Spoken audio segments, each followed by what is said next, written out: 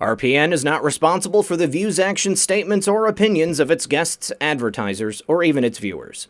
The information contained on this program is not to be construed as medical or legal advice. An appearance on this show is not necessarily an endorsement, and as always, we encourage you to do your own research. Enjoy the show.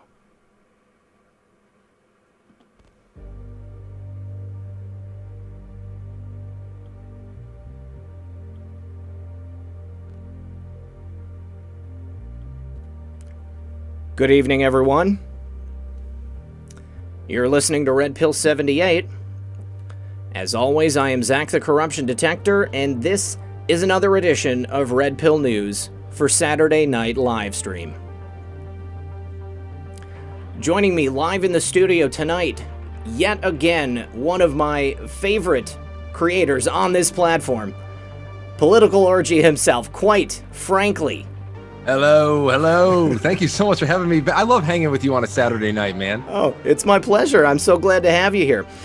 Listen, I just want to give a special shout out to everybody in the audience. Thank you guys for keeping the chat comfy. Thank you to the mods for doing the same thing, making sure that people remain on task. Also, I just want to ask, if you would, guys, please consider liking and sharing this broadcast. Help us break through the algorithm. Get the information out. You know that we are about the truth here on this channel, as Frank is, and his audience as well. Thank you to everybody who's coming over from, quite frankly, land. If you have not been on this channel before for a live stream, we're glad to have you. If it is one of our normal viewers who frequently goes back and forth and vacillates between Frank and I's channels, then I appreciate you guys all the same. All right, you guys, do me a favor. Sit back, relax, grab your popcorn, and we're going to be right back after a very brief word from our sponsor. A new study found websites shared over 100 trillion pieces of personal data last year. This is data taken on users from various websites like the one that we're on right now, and then used for advertising purposes. I don't like being spied on by advertisers, which is why I use Virtual Shield. Virtual Shield is the VPN that was built with privacy in mind from the ground up.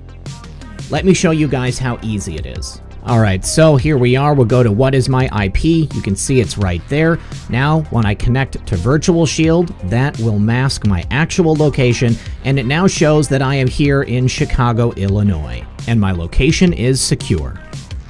Tons of tech platforms have stopped their CV-19 relief discounts, but not Virtual Shield. Virtual Shield continues to offer its loyal customers a whopping 50% off all plans for life to help save costs during this unprecedented crisis the nation is facing. If you want to browse the internet anonymously and securely, like I do, please visit virtualshield.com/redpill78 or click the link in the pinned comment or description below to get Virtual Shield VPN for free today. And remember, when you support my sponsors, you support this channel. All right, welcome back, guys, and please join me in welcoming our guest for this evening, quite frankly, the man himself. What's going on, brother? How you doing? I'm so happy to be here. I can't even tell you, but I will. I'll try. Just try to get it across. I think that we'll be able to handle it. All right, you guys, how's everybody doing out in the chat tonight? It is a beautiful Saturday afternoon. Fall has certainly arrived, Frank. How's the weather there? It is crisp. It is beautiful. It has that very, very crunchy smell in the air, and it is perfect fire pit weather. I love it, and I'm very, very cozy over here right now. Absolutely. That is such a good idea, man. I haven't had a fire since last season, so tonight would be the night. Real Red Pill Girlfriend is here with me tonight. So, honey, if you're watching, I mean, I know you're watching. So, please, let's consider having a fire after the show. I'm totally down. So Frank, I mean, speaking about family, you recently became a father, and from one father to another, I mean, I can tell you, that's an experience that really does change the paradigm. What's going on? How are you enjoying it?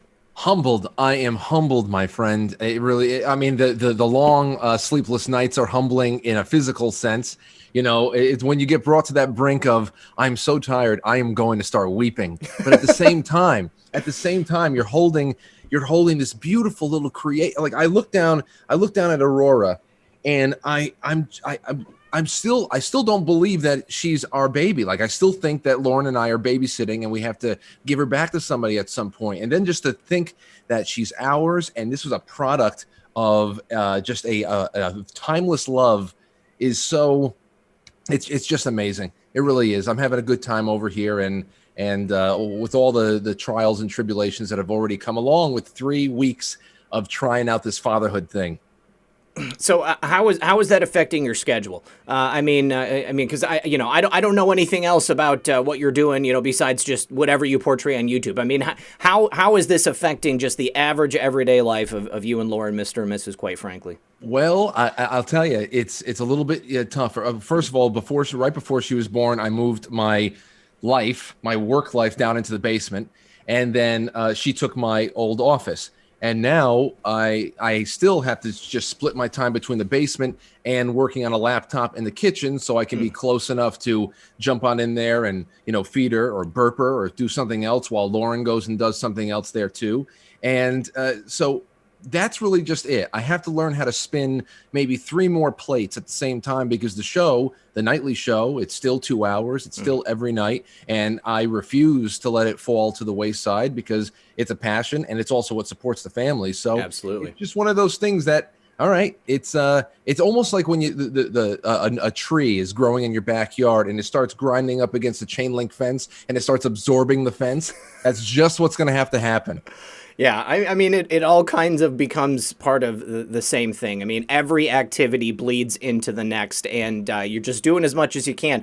I get made fun of a lot for multitasking, but I think that it's, I've always been kind of a multitasker, but I mean, especially when you're a dad, I mean, you've got to find like that 5 minutes here, that 5 minutes there to make sure that you can kind of fit everything together and get some level of completion, but it never works. Nothing is ever finished. You're going to be consistently working. Indeed. Yeah. And she's got eyes that just she burns a hole through me. It's amazing. Yeah. The intensity in her gaze is something just I'm just fascinated by. So there's that, and I don't know. It's like every little sound she makes is like the first time it's ever been done in human history. Right. I mean, that's how interesting it is to me. I'm sure all the parents in the chat room, everybody else out there knows exactly what I'm talking about. I'm enjoying it. So. That's that, man. And right. Oh wow! And what an amazing couple of weeks. She's been on Earth. Well, she's been out of her mother for 3 weeks. And think about what's been happening in 3 weeks. First of all, her birthday present. We were still in the hospital when YouTube canned my entire channel. Oh yeah. And then of course we bring her on home. And we start approaching the end of September into October, and there's just one thing after another.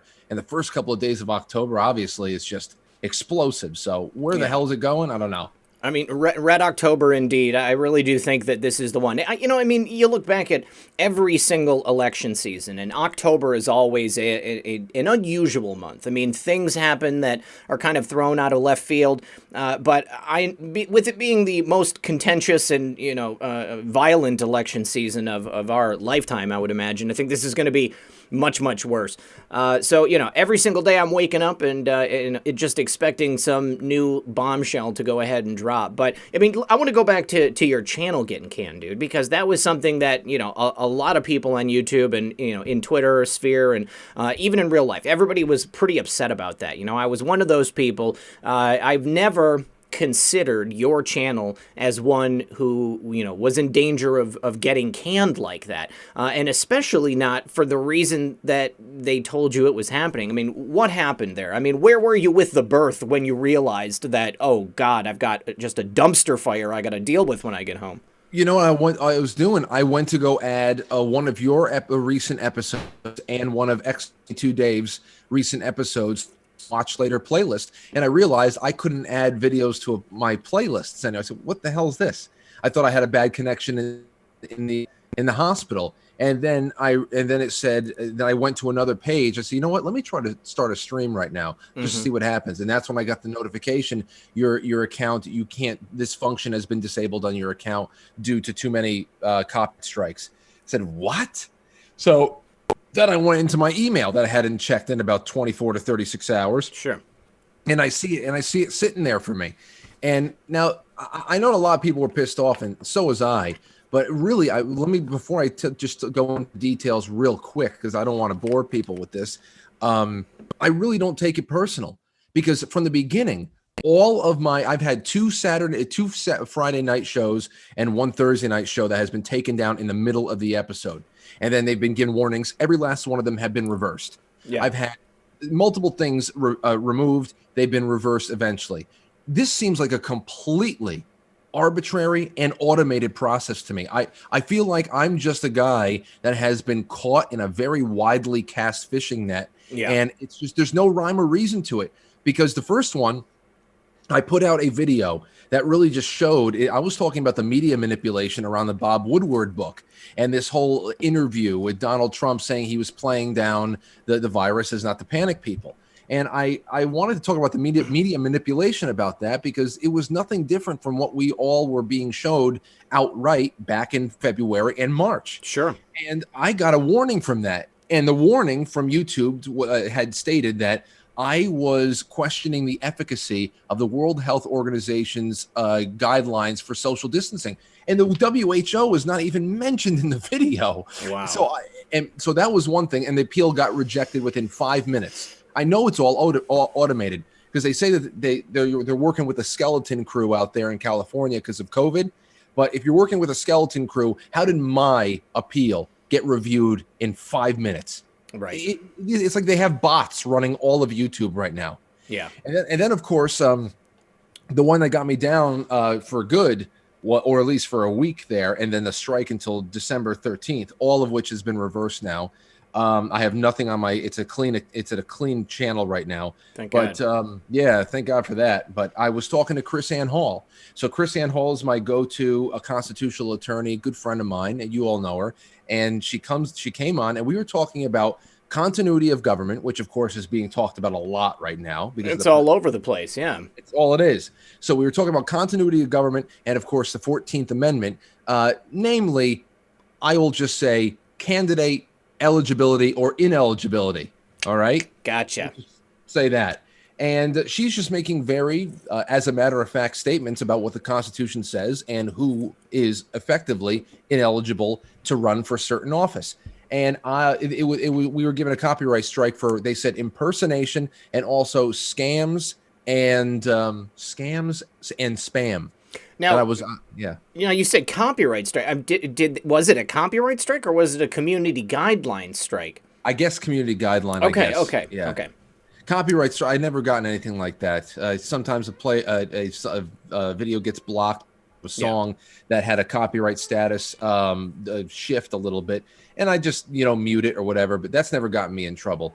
But this is something different, and I was disabled for a week, and I appealed it by going to the creator chat, and everything was fine. But this should just be a message to everybody out there. I know that my disabling of my channel overlapped with X22 Dave's. Yeah. He was off a week. Very convenient. Yeah. And the only thing that's really scary, and that's why I'm glad that guys like you, everybody out there, just know if you follow somebody that you like on the internet, an alternative form of media for anything, whether it be news, information, history, talk shows, entertainment. If you like something, you find something you like, follow them to wherever they control their domain. Because for a week, almost a week there, people didn't even know I was gone, because so many people only have a main link to me through YouTube. Yeah, and exactly. Yeah. No, and I get that all the time. I mean, like that whole week, people kept saying, where's Frank? Where's Frank? And I'm like, okay, obviously you haven't been listening to the show, because I've already said it about 6 times. But, you got to be able to make sure that you've got other ways to check in with people. Like, Frank, you've got a website, quitefrankly.tv, correct? Yep. Yep. You've obviously got Twitter. I mean, you also do a podcast. All right. So did you happen to put out like a podcast announcement or anything like that, letting people know? Yeah, and I put it out whatever I could, but it obviously still didn't suffice for the lion's share of the people who know what I do is all on YouTube. And I understand it's because YouTube is the best of all the platforms. Yeah. I consider it to be a failed miracle, because it is a great concept that has been totally destroyed by a toxic corporate culture that really extrapolates out to everything else that's wrong with the world right now. So that's just what we're dealing with. It's sad. No, you're absolutely right. I mean, it's a shame because there is so much potential on this platform, and I would argue that we were almost there at one point, and we just gradually over the course of the last 5 or 6 years watched it get sucked out, and everything that was and everything that could have been just gradually went away, and now we're left with this kind of skeleton of what was at one time a much better platform. And it's so difficult to get people to move to other platforms. I mean, like you say D Live, okay, great, so you got 5 or 50, 100 people that go over to D Live. Same with Periscope or whatever it may be. But I mean, it's important, obviously, to have all of those things so that somebody can go someplace. BitChute, obviously, BitChute's another one that people seem to actually like, probably the most popular. But as a result of that, links to BitChute have begun to be censored on Twitter and on other places. You can't link to a BitChute video anymore. Yeah, I was actually about to share the BitChute for last night's episode because I wasn't on YouTube for another reason last day. It was just a technical glitch, though. Mm-hmm. But I thought twice about it, and I said, you know what? I'm going to just share the SoundCloud link, which has the BitChute video link in the description. Okay. And I shared that on my community tab on YouTube because now I know what kind of it's like persona non grata with the BitChute links. So it's really sad in that respect. But listen, it's very obvious as to why this is all happening. We saw a gradual genesis of all this stuff. 2008, when Barack Obama was elected president, it was the first election that was really, really highly impacted by social media. That was the biggest coming out party for social media in a political impact kind of a way. By 2016, though, we saw such a cosmic shift where it wasn't just that social media was a player. Social media had effectively rendered mainstream media moot. Yep. So the last, as you were talking about, the last 5 to 6 years or so, we are looking at a mad dash for the dinosaurs, the legacy systems of the world with all their billion dollar budgets. They are scratching and clawing to try to find some kind of a preferred spot, highlighted spot on all of these platforms that, they changed the world because people wanted to get away from the lipstick and the empty suits of the television. They wanted to get away from the billion-dollar budgets. They wanted to listen to real people talk about real things without any kind of anvil hanging over their head. Their corporate sponsors, big pharma, this and that. Every other commercial is some kind of a Cialis commercial. So who their masters are. And they're trying to move back in on where the eyes are, but it's not working because we don't want it. We know inauthenticity wherever it pops up. And I don't know, it's almost like a whack-a-mole game at this point. Well, I mean, what we're seeing is this evolution of YouTube into the modern equivalent of television, because all of those dinosaur legacy channels and networks, they are all attempting to move onto this platform and then to become the dominant mode of information through this platform. So that's why they're shuffling us down to the bottom of search results, or many pages back, or even just deleting us altogether, or not sending out notifications when we put out a video, or letting people know that we've published it all. On a daily basis, I get comments from people saying, I thought that you were no longer making videos because, I can't find your channel. When I go and look at your channel, I'm not seeing any of the new videos, and I have it pretty well set up. I mean, like, I've got playlists for every type of show that I do. And so when I did in my trailer for the channel, I put, basically, I just told everybody what the schedule was, So remember the schedule. Come to this channel on this date at this time, and you can be assured that there's going to be a video there. I mean, I'm kind of at a loss. I don't know how else to get the information across short of starting an email list and sending people an email manually every time. You should, not manually, but I'll tell you, man, I had started, maybe have only collected about 100 or so emails, but I tell everybody I'm trying to start an email list only for big emergencies or big updates like, hey, I'm finally publishing a book, or we've been kicked off of YouTube. Make sure you get the word out as far as you can. We're only going to be on these platforms for this week or this month or forever. But you have to. It's self-preservation. You worked your ass off to get, what do you have, 500,000 subscribers? Oh, no. I mean, just over a quarter of a million. Yeah. So 262,000. Yeah. Dude, you worked your ass off for that.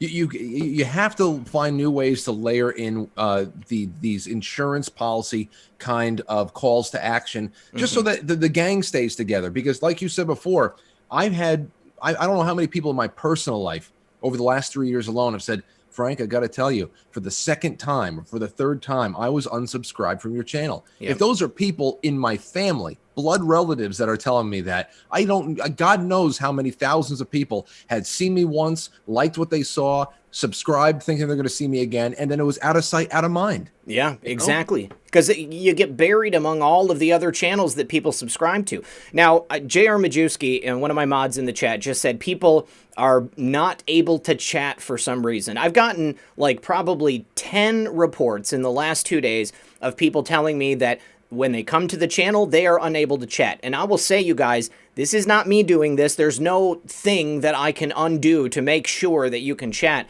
There are certain channels that I go to where I'm even a mod and people won't see me chatting. I will say, as much as I want to, I will tag people. They will not see my chats. And I know how frustrating it is, but I want to make sure that we're talking about a very important distinction here. We've got 3,600 people here. So when we get that many people in the chat, I turn on slow mode.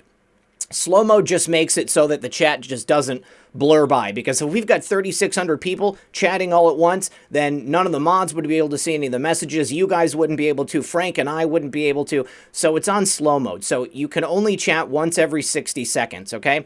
And if you chat once and then you immediately try to chat again, it's going to ask you to wait until that time limit has come up. So perhaps that's what's happening. But if you are actually one of the people who just is unable to chat at all, I'm really sorry. I wish that there was something I could do about it. There is alternatives to this. There's, what was it?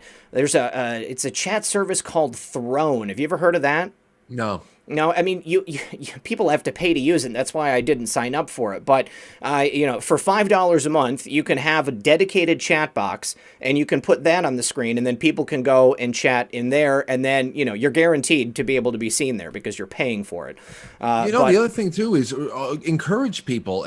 This is the amazing thing about where we are right now as far as media goes and how it's evolving and how, you're never going to get everybody in one chat anyway. And as you can see, the bigger the chat room, the more impossible it is for people to have coherent conversations, because even with slow mode, it makes chats tolerable. But at the same time, you got to wait 60 seconds before you have to type something in. It's not the most convenient thing, but it's necessary to salvage whatever kind of a chat experience you can have. I always encourage people, listen, if you got a group of people that you love hanging out with during a show, go into the Discord chat. Go and start one over here. You can create your own little chatting, unofficial Red Pill 78 chat rooms where the OGs that have been there from the beginning want to go and find a quiet place to stretch out their legs. Tailor your viewing experience however it makes you enjoy the content the most. We are in this kind of a level now where we can go a la carte with the media that we surround ourselves with the way that we engage with the world around us. Go and create your viewing experience the way you want it. If you found media that you like, then try do it. You can create whatever you want. I like that idea. Yeah. Now, I actually do have a Discord server, but I've only ever used it for private conversations, just because it's so hard to, be able to chat during with Twitter DMs, because there's just so many of them. It's overwhelming at times. And obviously, only having one phone number, I don't give it out to many people, because if it was just public, then I would have many people calling and texting, and I have a big enough problem with robodialers as it is. So I think what I'm going to do is set up some type of a room on Discord that anybody can join, and then they'll be able to go there, and then maybe I can display that on the screen, and then people can chat that way. But then the problem is getting everybody to join Discord, you know, because there's technical limitations. I mean, some people are going to be able to, other people are not going to have, you know, a device that's going to be good enough to do it, but whatever it is, you know. There could also, you'll also, but what I'm saying is not only it doesn't even have to be something that you yourself, Mr. Red Pill 78, creates for as an option. It could be a small group of 50 people in the chat room that have known each other for years now. Right. And say, you know what, let's start a Telegram and we'll just watch the show together over there. That's not a bad idea. Yeah, just encourage people to be independent, you know. Yeah, awesome. So, you know, and I mentioned the podcast earlier. I actually started putting out my shows on a podcast format, and I wanted to ask you who you go through. I mean, because this is funny. When I was looking for my own podcast that I published in Apple, I found your podcast looking for my podcast because obviously we've done shows together, so they were on your podcast. I thought that was pretty funny. I host with SoundCloud. Okay. I've been with them since the beginning. They got a great, I don't know if I'm grandfathered into something or if it's still available, but I pay like $17 a month for unlimited upload, which is huge, you know? So I from there, I RSS out to, I don't know. I think it was December of 2015. I spent an entire night sharing that RSS onto at least 36 podcast websites, wow. many of which I've never been back to again. Okay. I just wanted to make sure the RSS was everywhere. So SoundCloud is pretty turnkey, so I like that. It's stable, it's good. All right, sweet. Well, I'm trying Megaphone, so we'll see how it goes. I haven't had any issues yet. Okay. All right, well, I want to roll into some of these stories because we mentioned there's been a lot of things that have happened so far in the last 30 days, let alone the last 3 days. We just had the recent debate. Obviously, that was on the 29th. We did a live event. I don't know if you had a chance to see that or where you watched the debate, but my buddy JR at his house in Port Clinton, Ohio, we did a live event. I did a live podcast, covered the debate, streamed the debate on my channel, did a little bit of color commentary before and after. It was a lot of fun, and we had almost 400 people there show up on site, and that was pretty neat. I've never done a live event before, so this is the first time actually meeting people who even listen to my show, because, obviously you've been at this for a long time, so I imagine you've had, more than enough opportunities to run into people, or you've got family you said that, listens to you. So it's a surreal experience. I mean, like being like, oh, wow, you listen to my show every day. That's so awesome. I don't think about it, But no, it's great. It's fantastic. It makes you very grateful for things and sticking with it. It really does. Most definitely. Well, so there was a couple of things about the debate that struck me. I mean, number one, I was struck at how lucid Joe Biden seemed to be. I mean, he seemed to be a lot more with it, and there's probably a couple of reasons why that could be. But I mean, what was your take on Joe Biden's performance? I think that it was, he lost in my eyes. That's just not my confirmation bias or anything else going on in there. I was trying to assess this as unbiased as I could, but he was, he played not to lose. He didn't play to win. He played not to lose, and he just was able to float. It's almost like a dead man floating on the surface of a water in the pool.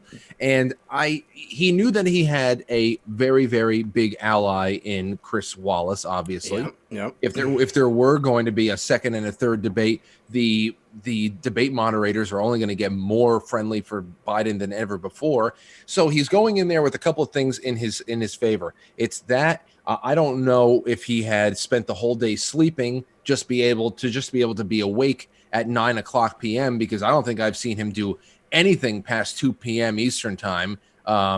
Even though most of his stuff has been virtual appearances. So I don't know. And then of course there's always that idea of what kind of cocktail of uppers did this guy have beforehand? So I don't know, but other than that, I do think that I had some gripes with the president's performance, not because I didn't think that he wasn't great at times, but because I really wanted to see him pick up Biden and feed him to the wood chipper. Yeah. And he had so many opportunities to just turn him into a pulp. And when I see opportunities come and go, I'm like, ah.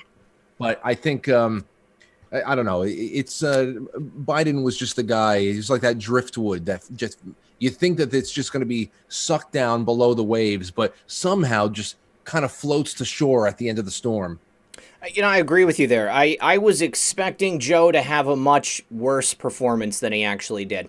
I expected him to be better than he is on any other given day as a result of, you know, cocktails or whatever. Many people mention cocaine, but I say Joe didn't have to take any breaks, so I doubt that he was on cocaine that night. But definitely something a little bit more longer acting with a better half-life. Now, his performance in terms of his ability to hit the issues, I don't think was all that strong, but he was able to basically stay on point. And we had President Trump asking for some type of a body check, you know, an inspection to make sure that he wasn't wearing an earpiece. Okay, now an earpiece is one thing, but, you know, a piece that might go over, you know, certain other areas of your body, you know, that wasn't specifically mentioned. So I've actually got, well, first of all, I wanted to show that this image from the debate. Now, this image was infamous. Now, go ahead. I will share the screen with you here, Frank, so that you'll see what me and the audience are seeing. Now, Joe Biden, obviously, you know, he moved his lapel, and he seems to have this wire. I can't point properly. There you go. He's got that wire right there sticking out of his coat. Now, obviously, it wasn't the microphone. It wasn't like he was wearing a lavalier or you know, a jacket mic. He had the microphone in front of him. But that wire is certainly there. It goes to something, and it makes a lot of sense to think that he would have some type of instrument or device on him. Our favorite Anon made reference to Joe Biden having some type of an experimental or hidden earpiece, something that would allow him to get information from someone off-site, and a viewer sent this over to me. Now, this is called a Minorian Pro. It's a Bluetooth device. There's this control box right here. This control box right here has USB for charging. It's got an intelligent battery. Like it's one battery, but then there's also a reserve battery. So if your device runs out of juice, it will still stay powered. And you've got wires that go in for a microphone. Here is the full setup right here. Now, this is an inductive, I guess, antenna that goes around your neck, and you can wear any type of cotton shirt directly over it. It's invisible. Now, you've got this little piece right here, which is a microphone, and it is similar looking to what we saw on Joe Biden's hand. When he held his hand up. Now, similar. That's it. Yeah, I believe so. So Jeez. Here's an example of you know, Joe Biden, how he could have worn it. It would go around his neck. His shirt would go over it. This box would go on his hip, or, you know, someplace around his back. The one wire would go to his hand. That's the microphone, so that he could communicate in some fashion with the person on the other end. It connects to your phone via Bluetooth, or rather, an iPad. All it takes is an electronic device. So Joe Biden had an iPad there on the podium that night. My mom was like, why is he having an iPad? Why is there an iPad? He didn't use an iPad. He wasn't looking at notes or anything. You're not allowed notes. Here, let me go back to the center. And it would make a lot of sense if he had it connected to the iPad, and then he was using that to have a conversation with somebody else. Now, there is one other thing. I totally forgot to mention it. And let me just go back to the right screen here, guys, and take a look at this, everybody. This little dot right there. You see that tiny dot where my mouse is pointing? Yeah. That is the earpiece. Okay? Now, that literally is small enough to fit inside your ear canal. And it looks black in this picture, but it's actually it's a metallic. It's a ferrous type of metal because it has a magnetic charge. And you insert it into your ear canal and then take it out with some type of powerful magnet. And it would be invisible. You know, he would have been inspected by people there at the debate, and they wouldn't be able to see unless they, you know, had one of those things that the doctor uses to look inside your ears. So The person who sent this to me, I'm so sorry. I have to pull up the message so that I can say thank you properly. But we'll go ahead and get there before the end of the show. But you know who you are, and I want to thank you for it. Oh, here it is. MK Bancroft. Thank you for sending me this website, because I think this is a great catch. I think this is obviously, if not the actual device that Joe Biden had, I think that it's very similar to what he could have used, because this lets us know that the technology exists. Now, there's also these other push button things. Some of them go into one shoe. It's a wire that goes down to your feet. You put it in your shoe, and then the other one goes to the other shoe. One of them is a buzzer. And you press a series of buzzes. So like one buzz for yes, two buzzes for no, three or multiple buzzes in a row just to let them know, whatever. It's a symbol to say, to keep talking, stop talking, whatever it might be. But it allows for them to communicate. And I didn't seem to pick up on any of this during the debate. It didn't appear to me that Joe was communicating with anybody. All of his answers seemed to be appropriate for Wallace and for President Trump. But the microphone, Proud Boys. I think that when he did, go ahead. I think when he did get something. First of all, if you think Joe Biden is hip to know anything about the Proud Boys, which is really such an obscure presence in the American socio-political scene. It's such an obscure and Joe, the president is there saying at one point, "What? Who do you want me to denounce? Just say a name, and I'll denounce whatever the hell you want." At this point, it was so ridiculous, and it was Joe Biden that suggested Proud Boys. Mm-hmm. And I said, when I heard that come out of his mouth in the background, I said, someone just said, so I can hear somebody in his head going, "Say Proud Boys, Proud Boys, Joe, Proud Boys." Because he just said Proud Boys. Go ahead. It's like that wasn't on the tip of his tongue. Somebody gave that to him, man. Yeah, no, I tend to agree with you there. And also there was, Bombard's body language. I know we both watch her. She did a breakdown of the debate, and she seemed to think that there was definitely some additional communication going on, because when Joe Biden answers, he doesn't do like the look in the direction where he's going back to memory. He's just, saying whatever it is, at the time that it comes out of his mouth, and he looks at times like he is trying to sort through the noise. Like you've got Chris Wallace talking, you've got President Trump talking, you've got the person in his headphones that's actually speaking to him. And of course, there's no voice in his head because he has no internal monologue. It's only whatever is being fed to him. But you can tell he's trying to make his way through all of that.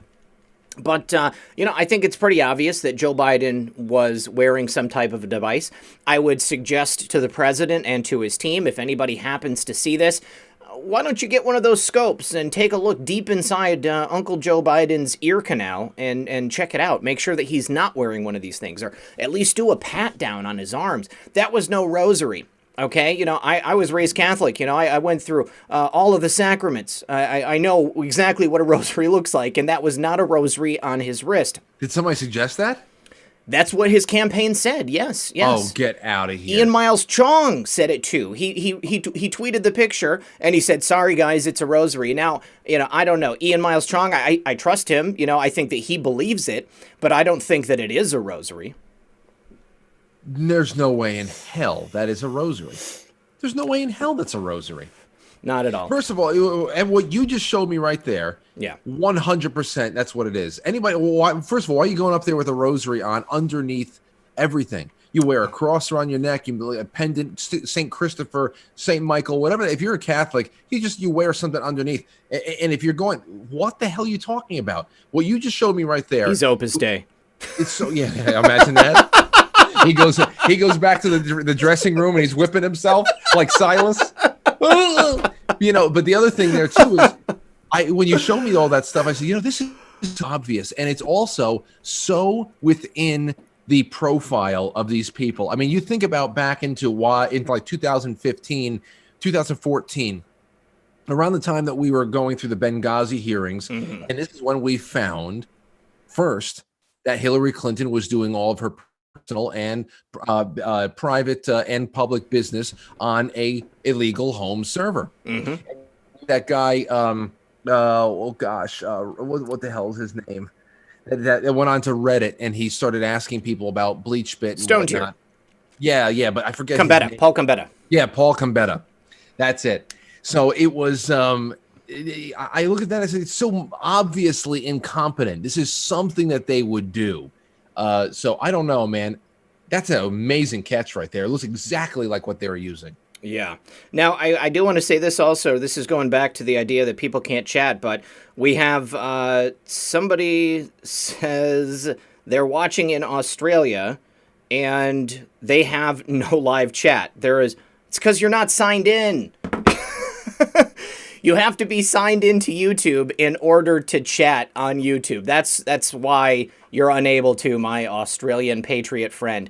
So if you follow the link from Twitter, you have to open it up into the YouTube app so that you're signed in and then you can chat. That's why you're not able to chat. Okay, problem solved. Glad we got to that one. Now, the other thing that many people were suggesting was some type of HoloLens heads-up display, because there has been several proof of concepts recently showing that they've been able to put some type of a holographic display into a contact lens. Joe Biden has strikingly blue eyes, and it was very apparent during this debate that his eyes were almost completely black. Now, there's a couple of different reasons that could be. Obviously, perhaps he could have that technology, or perhaps his eyes were dilated very wide because he was on some type of performance-enhancing medications. What do you think, Frank? Oh, well, I've been advocating for drug testing of everybody in public service for a long time. So Absolutely. That would be amazing. Other than that, when it was brought up to me, almost like that Google Glass kind of thing, Yes. but it's the augmented reality. Yeah. That's amazing. I said to myself, well, there's a few of the pictures that I had seen where you had him with those really icy blue eyes, and then on the other hand you had the debate footage where they seemed significantly darker, but also the grain of the general picture looked a little bit darker. So I didn't know if that was the thing contributing to it. But as far as us being within that frame of whether or not it is possible for somebody to have these contact lenses placed over their eyes and having this augmented reality technology, which has been consumer grade available for years now, ever since everybody started going crazy with Pokemon Go. You know, we looked at Pokemon Go. It's like, okay, listen, this is huge right here. I'm seeing children outside in these parks as I'm working out that I have never seen outside in years, and they're all looking at nature through a little 4-inch screen on their television on their phones, looking for imaginary animals. Charmander, Charmander. Exactly. I've got a coughing over here. Believe me, I had all the Pokemon cards when they came out. So I know all the OG Pokemon, not this new crap for the losers. Okay. So, but whatchamacallit? So I'm looking at this and said, you know, first of all, augmented reality, it screamed to me. I said, you want to talk 5G? You want to talk about laying out the digital world that is going to allow a robot, some of those DARPA dog robots, to be able to go out into the world and do whatever the hell they wanted to, because the entire world has been mapped out digitally, where what they see is just this augmented reality that is just traced onto our reality, and they're able to actually get along in the same space as us. You know, and so to think about all that has been out for so long and so available to consumers that we were playing games with it. If you're telling me that there is not some kind of technology that allowed Joe Biden to put these eyepieces in and be able to see the debate stage as Terminator 2, in Terminator 2, he would go into the biker bar and take a look at everybody else, and he's just looking at, I'm telling you, it's definitely out there. Absolutely. So whether or not he was using it or not, who knows? Well, yeah, I mean, what we've been told many, many times, I've talked about it on the show, is that consumer electronic technology is virtually 30 years behind military and government applications. So if there is something that they're finally rolling out to us here in the private sector, that means they've already been using it for decades. So if they're telling us that these HoloLenses or some type of augmented reality contact lens is, 2 years out, we're going to have something, they've already got it. It's already in use. And some somebody like Joe Biden is a prime candidate to go ahead and use it. So whatever it may be, I think that it's probably a combination of all of these theories that we're talking about. It makes a lot of sense. It would just really, wouldn't it be amazing if Joe Biden was actually dialed into Pokemon Go? There at the thing. So like while Donald Trump, because when Donald Trump, most of the debating was done with Chris Wallace. Oh, yes. And that 5 minutes that Chris Wallace spent debating Donald Trump about climate change, and all Joe Biden had to do was just look up into the sky as if this was the craziest stuff he ever heard in his life. And that was his debate performance. I would have been amazing if he looked up into the sky and he saw a clefable up there, bouncing around or something like that. That'd be amazing. Oh, man. Oh, going back to President Trump's performance, I was a little disappointed with the way President Trump went about it, too, but I think that he had one plan, and anything that we theorize about President Trump and what his motivations or plans were, that's all it is. It's just a theory. President Trump is light years ahead of us. I'm sure that they had all kinds of planning that went on, and they had all kinds of contingencies in place for various ways that Joe Biden might have handled it. But I think that when it started out, he was definitely going in a certain direction, and then Chris Wallace and Joe Biden both started interrupting him on a regular basis. He was asked if he would condemn white supremacy. He said sure. He said sure twice. And then Chris Wallace started berating him for not doing it. And what was he supposed to do? I mean, Chris Wallace was in the middle of, a diatribe talking about it. But you go back several years, 2016, President Trump, between then and now, has multiple times explicitly condemned a variety of negative behaviors. And it doesn't matter that he doesn't say the words that he wants them to, or they want him to say right there in that very moment. You can go back and look at the reporting that's already been done. I was very disappointed with John Roberts. We'll talk about him in a little bit. But John Roberts, many years ago, 2017, when President Trump condemned that behavior, John Roberts praised it. He covered it there at the White House. And then here in 2020, after the debate, he's all got his panties in a bunch, saying that President Trump didn't do it right. He's not saying the things that we want him to say. So President Trump is anything that he said up until this point is just forgotten. But I think that President Trump, his performance was kind of indicative of his performance in the original first debate back in 2016. If you look back at that and then compare it to the debates that came after it, that performance was a bit soft. That performance came off as a little reserved, a little weaker than what we saw later on. So I think that this may be a repeat of that.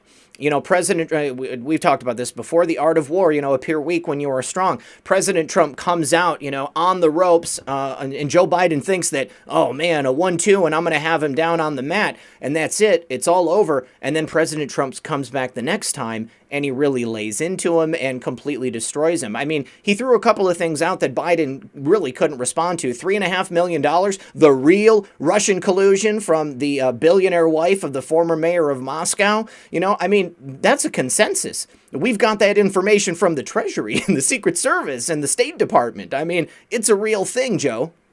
Yeah, no, and we're being told that is completely it's nonsense. Don't even worry about Hunter Biden and foreign money and from Russia and China and possibly trafficked hookers, all that stuff. Forget about all that stuff. What we need to concentrate on right now, my friend, is that Melania Trump may have a potty mouth behind the scenes.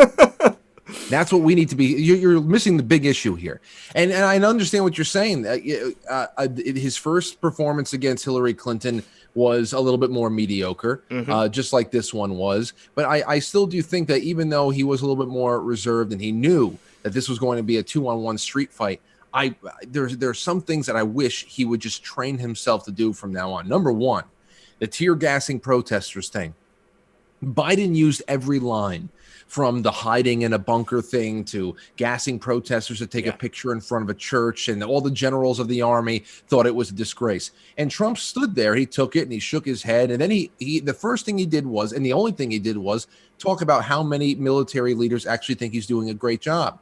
Well, that's great if he talks about that. But the first and the only 8 words he needed to have said was, the protesters set fire to the church, Joe. Exactly. Yeah. Yeah. I mean, it's things like that when you see that when you see that opportunity come and go. That's not a chess move. That is a missed opportunity. I want to see him do that and defend himself better, especially with the whole.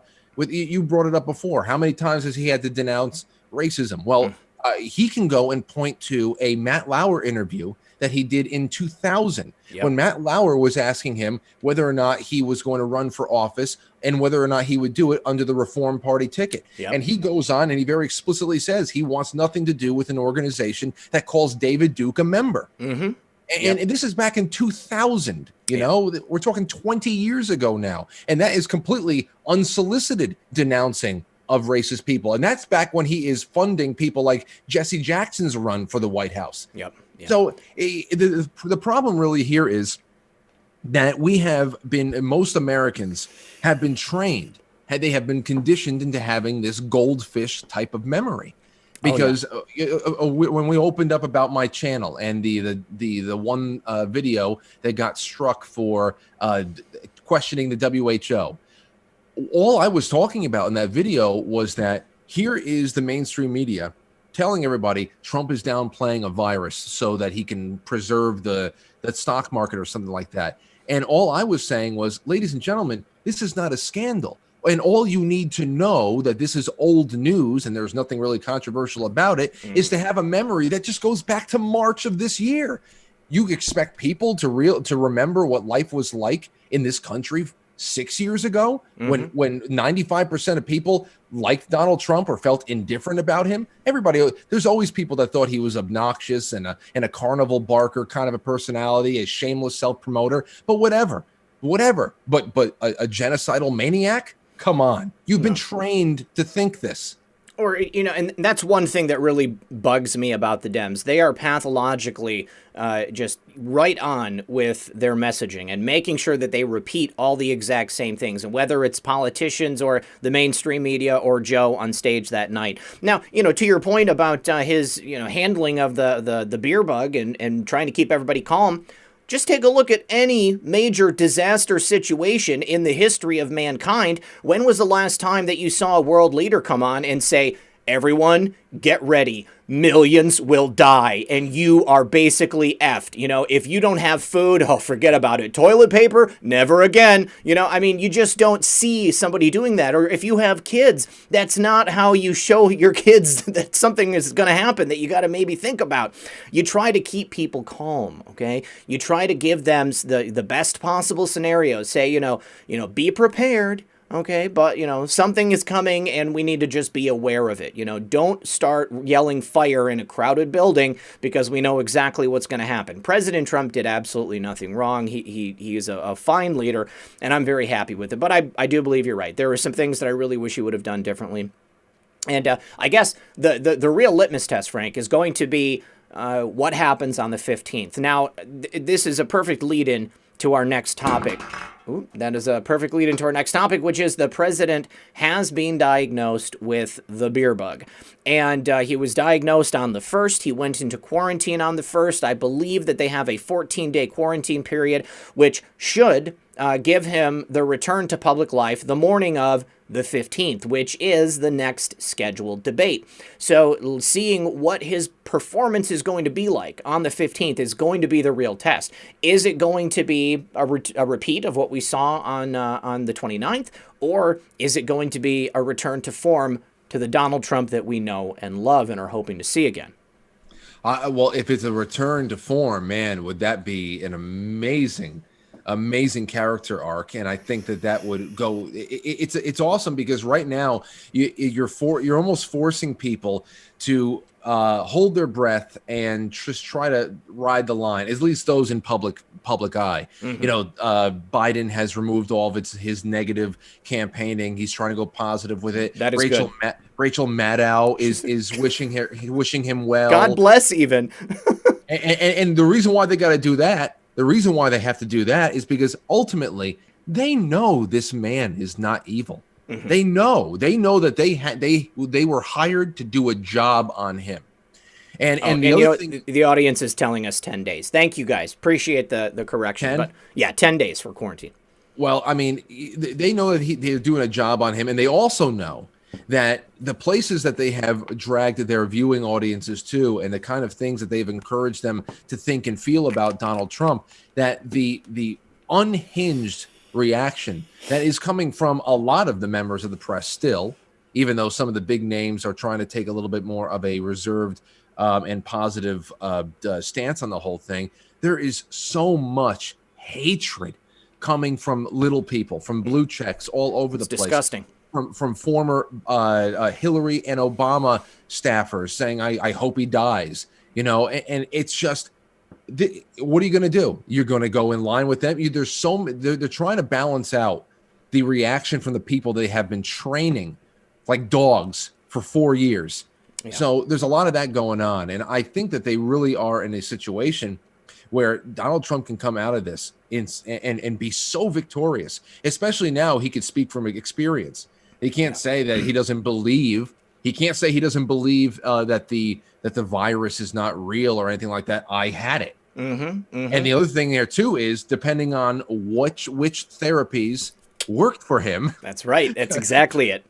Depending on which therapy, like what if this antibodies cocktail that he's on right now is doing well, but the doctor doesn't like how slow the progress is. We're going to switch it up. We're going to go with HCQ. And all of a sudden he is the living embodiment of something like hydroxychloroquine that put him back on his feet, a 74-year-old man who's in that danger category. I mean, this is something, there's a couple of things that can go very, very well for him right here. Well, that's exactly the point I wanted to drive home, too, that depending on what therapeutic he uses, it's going to be a very, very big story because he's going to be able to point to that thing and perhaps he's going to try some of these experimental things that he was talking about.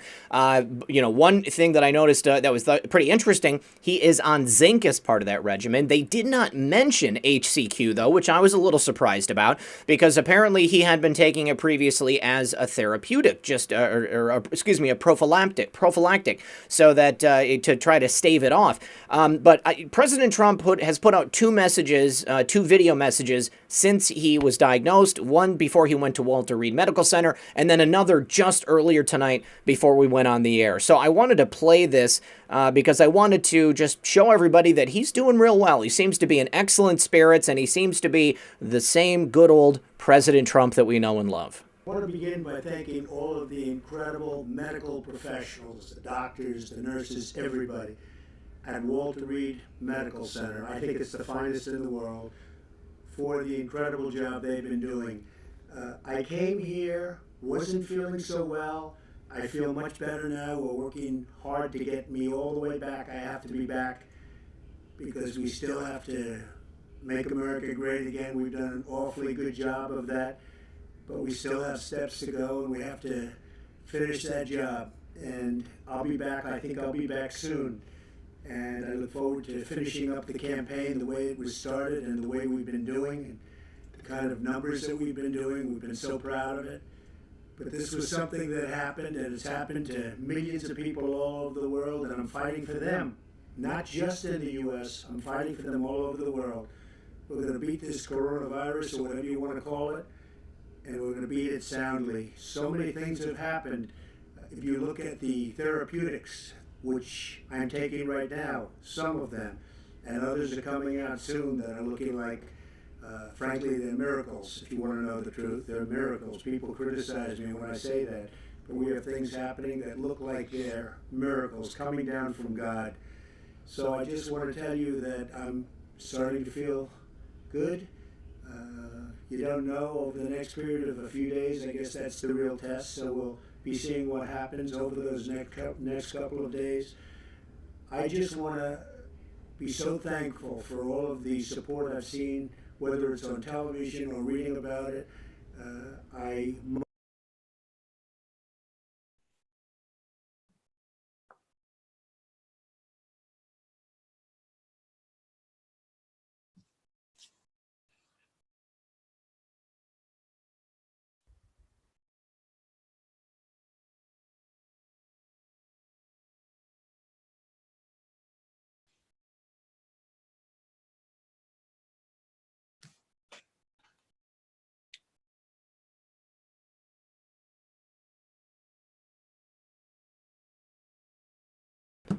Sorry about that. So President Trump in extremely good spirits.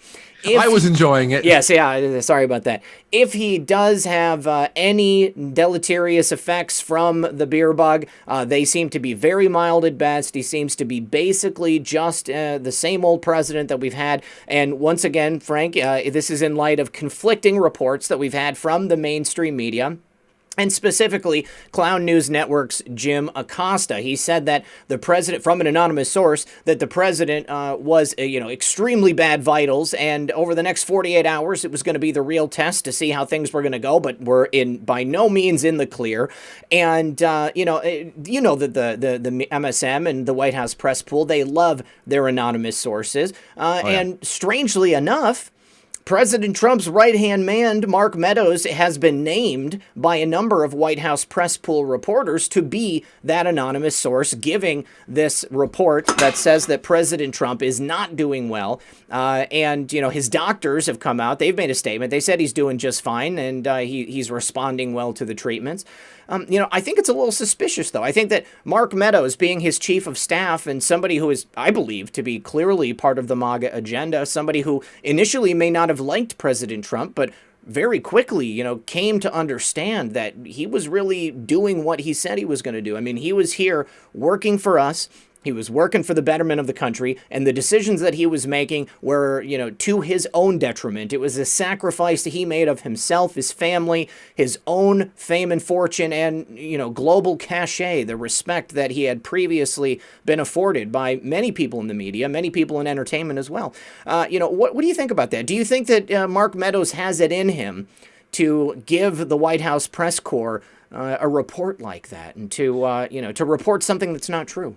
I don't know. I don't know. The one thing I don't understand is that if we haven't, has he responded to his name being quoted?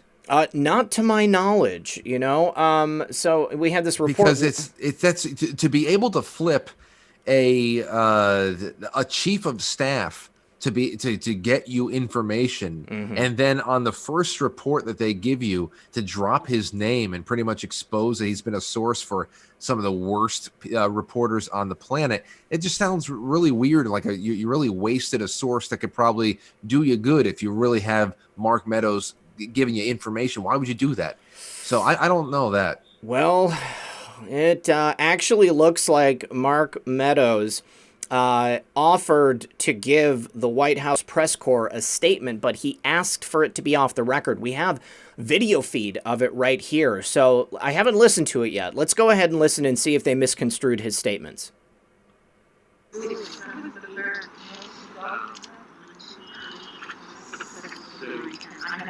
Okay, so obviously the camera is still rolling, so if we can go on record with some young and get like Yeah, turn the camera away. Okay. Yeah. Okay, so here's the deal. He went off the record, but then they don't have the actual recording of him saying anything at all. So, I'm very suspicious of Mark Meadows making these statements, especially when we had the update from the Walter Reed physicians this morning. They said that POTUS was doing well. He was responding to the treatments.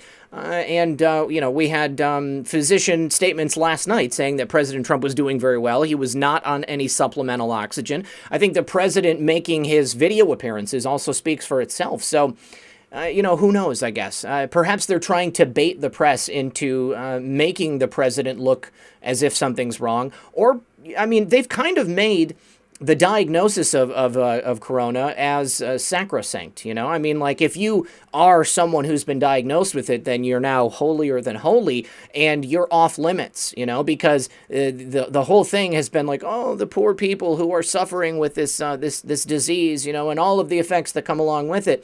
And now if they attack the president while he has this diagnosis, they look pretty hypocritical, I think.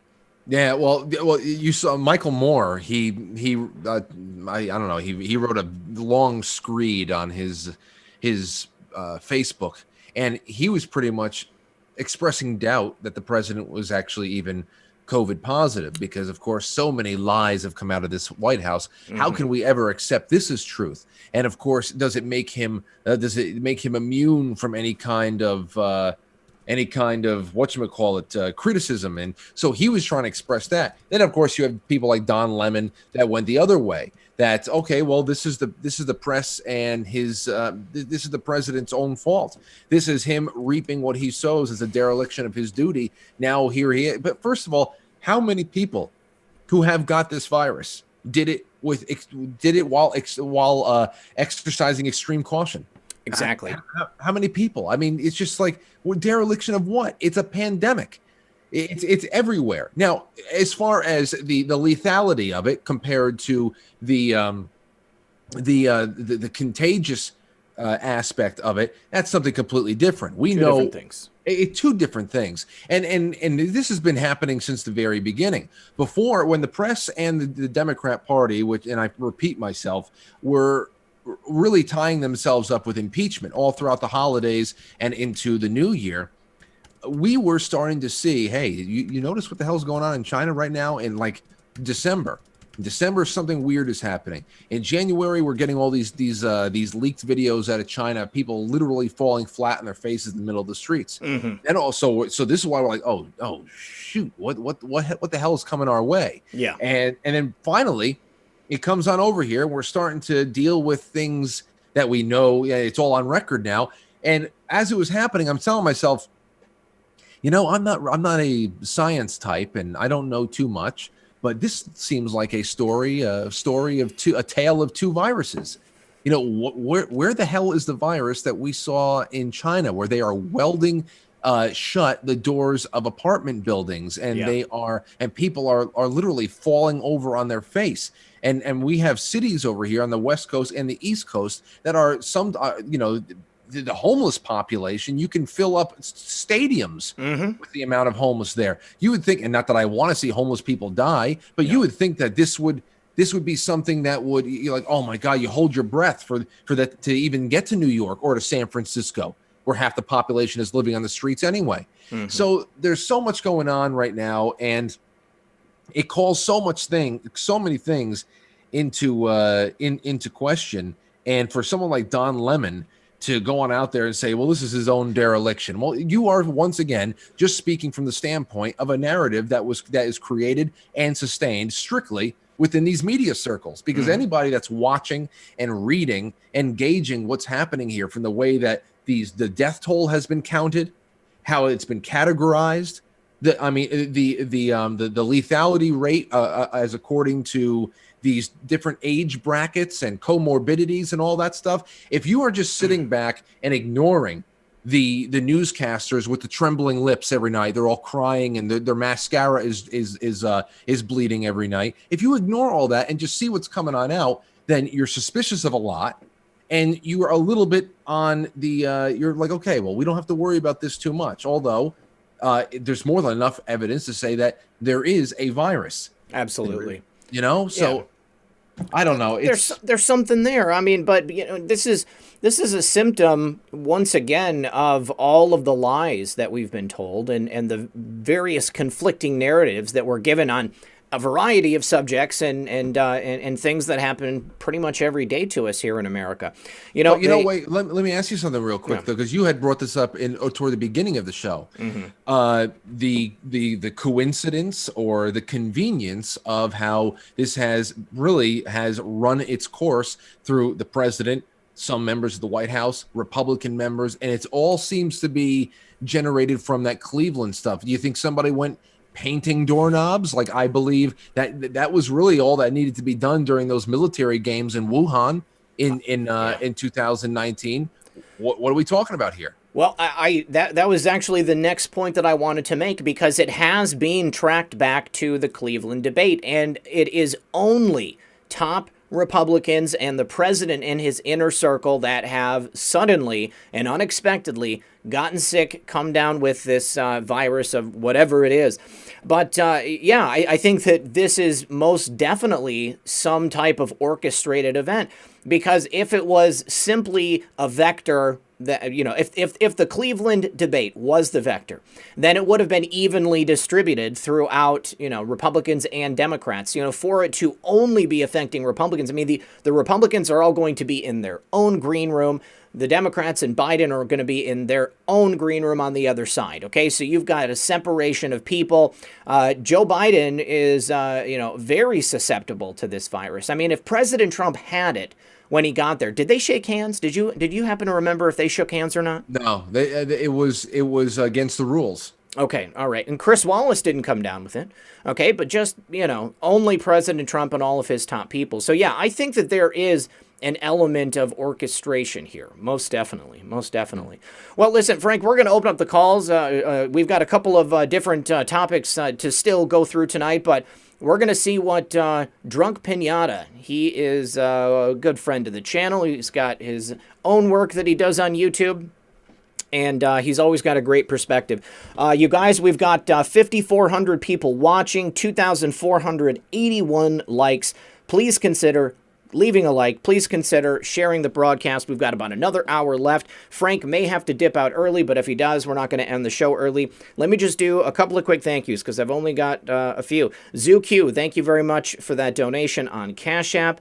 Appreciate that. And then also, we've got another one coming from Donna. Let's see. Oh, thank you very much. Love you, RP, and to Frank, too. My two faves. Awesome. Thank you so much. I appreciate that. And we'll see if I got anything on PayPal to call out. I know I got a couple throughout the day, and since I wasn't on the air, I wasn't able to give them a shout-out. Dana. Thank you, Dana. Thank you, Frederick. Hey Jude says, make sure that Frank has started a 529 for Aurora. We started while I was pregnant. It worked out great. 529, is that the college tuition account that you start up when your child is young? Maybe. Well, I may be her college, so I guess I'll just keep that in my personal account. Okay, then. all right. Also, Trisha says, I put your showtimes in my calendar. Awesome. I love to hear that. I get alerts and emails I never miss unless I have company. Love to you. Trisha Q Patriot, Texas. Thank you so much, Trisha. Let's see. Also to, let's see. We had Patricia. Patrick says, keep up the great work, Zach. I love all of you guys. And thank you very much for that. And then also Malcolm. Malcolm says, hiya, buddy. I've just sent an email to you. The subject heading is WW3. I would appreciate your time in reading the document attached to it. If you have any questions or comments, please feel free to get back to me. Many thanks, Malcolm. Malcolm, I will check it out after the show. Also, thank you to Gary, Karen, John, Linda. This is from last night, guys, and that's it. That's it for today. All right, Drunk Pinata, are you there? Go ahead and unmute, bud. I'm already. I'm right here. All right, excellent. Thank you for calling in tonight. Glad to have you back on the show. You got any questions or comments about anything we've been talking about, or you got something for Frank directly? Well, just before I get cut off, which was hilarious, but I thanks, buddy. You guys notice back before the kind of lockdowns happened, it seemed to me like he kind of steered into what was happening here. And I didn't think they were going to go as far as they did into how they really, that they would really allow the lockdowns to go as far as they would. Yeah. And even in the past month, I mean, you haven't heard a change in what is going on. You haven't said, okay, well, we're going to change this or change this. There's been no changes in the past month or so, and it's really become normalized, unfortunately, because of that, because they just haven't had any of these changes.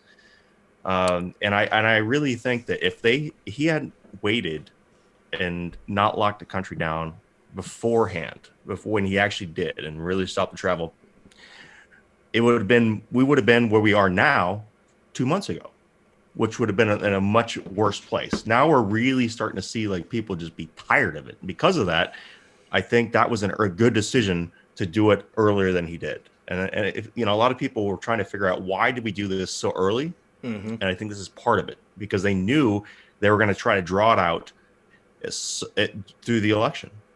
And so the only way to get ahead of it is to basically get people over it sooner.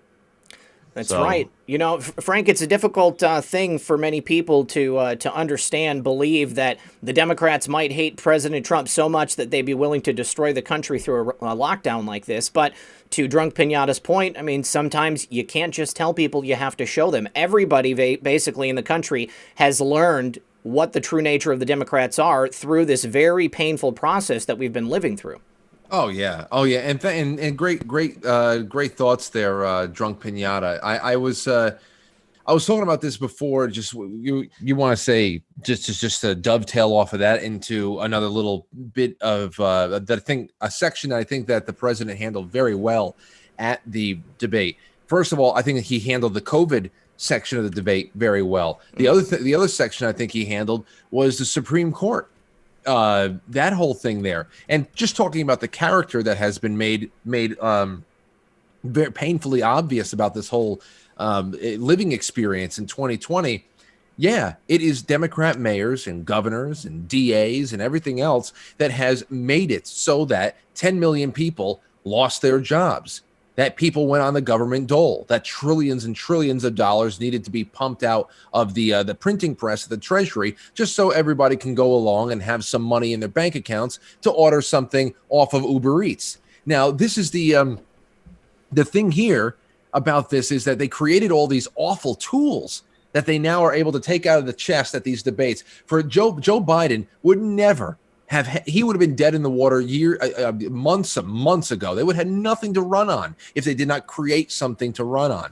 This virus gave them every opportunity to inflict as much damage as possible. You remember during that, there was a lockdown, I believe it was a shutdown, the partial government shutdown, I believe in either 2013 or 15, that it was over Obamacare, and I believe that the Republicans in the House, they were holding out on funding the government through another one of those awful continuing resolutions. Mm-hmm. And they had, and some of the negotiating had gotten down to the point where they're just like, okay, listen, if we can't get rid of the individual mandate, let's do this. And then finally, the last thing they asked was, can you please just amend the bill just so that Congress can get rid of their exemption. It can get rid of their exemption, and that Congress is made to buy the same kind of insurance that everybody else does. They still said no. And during that lockdown, Barack Obama went and did things like shut down World War II and Vietnam memorials, shut down all of the exits, the off-ramps to go see Mount Rushmore, just inflicting needless amount of pain onto people to say, look at what those damn Republicans are doing. Even though I don't really care about Republican types, but this, man, oh man, you want to know what their character is. Number one, if you think that the same party that wants to have borders open constantly, they want to make sure that there is no need and no use for voter ID. They want to stack the courts. They want to get rid of the Electoral College. These are the same people that want to make sure that there is no way in hell that their rule is ever questioned again. And why the hell would you think that they would not inflict this kind of pain on people to be able to twist arms during an election year? Of course it's that. It's so obvious. Now, Drunk Pinata, I had mentioned that it's only Republicans that have come down with it after this recent outbreak, but I've actually got a list here, and I wanted to go over it, and I think you might notice a trend in this list. So, of course, we have senior White House advisor Hope Hicks. We've got President Trump's campaign manager, Bill Stepien. Woe is anyone who takes on the job of Trump campaign manager. It seems to be a very dangerous position. We've got the RNC chair, Ronna McDaniel, and then we've got Senator Mike Lee, Senator Tom Tillis, Senator Ron Johnson, former advisor Kellyanne Conway, and then former New Jersey Governor Chris Christie. So that is 1, 2, 3 senators. If they are sick enough that they can't make it into Congress, then doesn't that negate a significant portion of our advantage in the Senate? Are you there? Well, yeah. You can't argue the fact that there's so many it was completely one-sided. Yeah, that's being traced back to one event. I mean, you really can't argue with that. They're making way too many normie people. Like once again, I mean, like with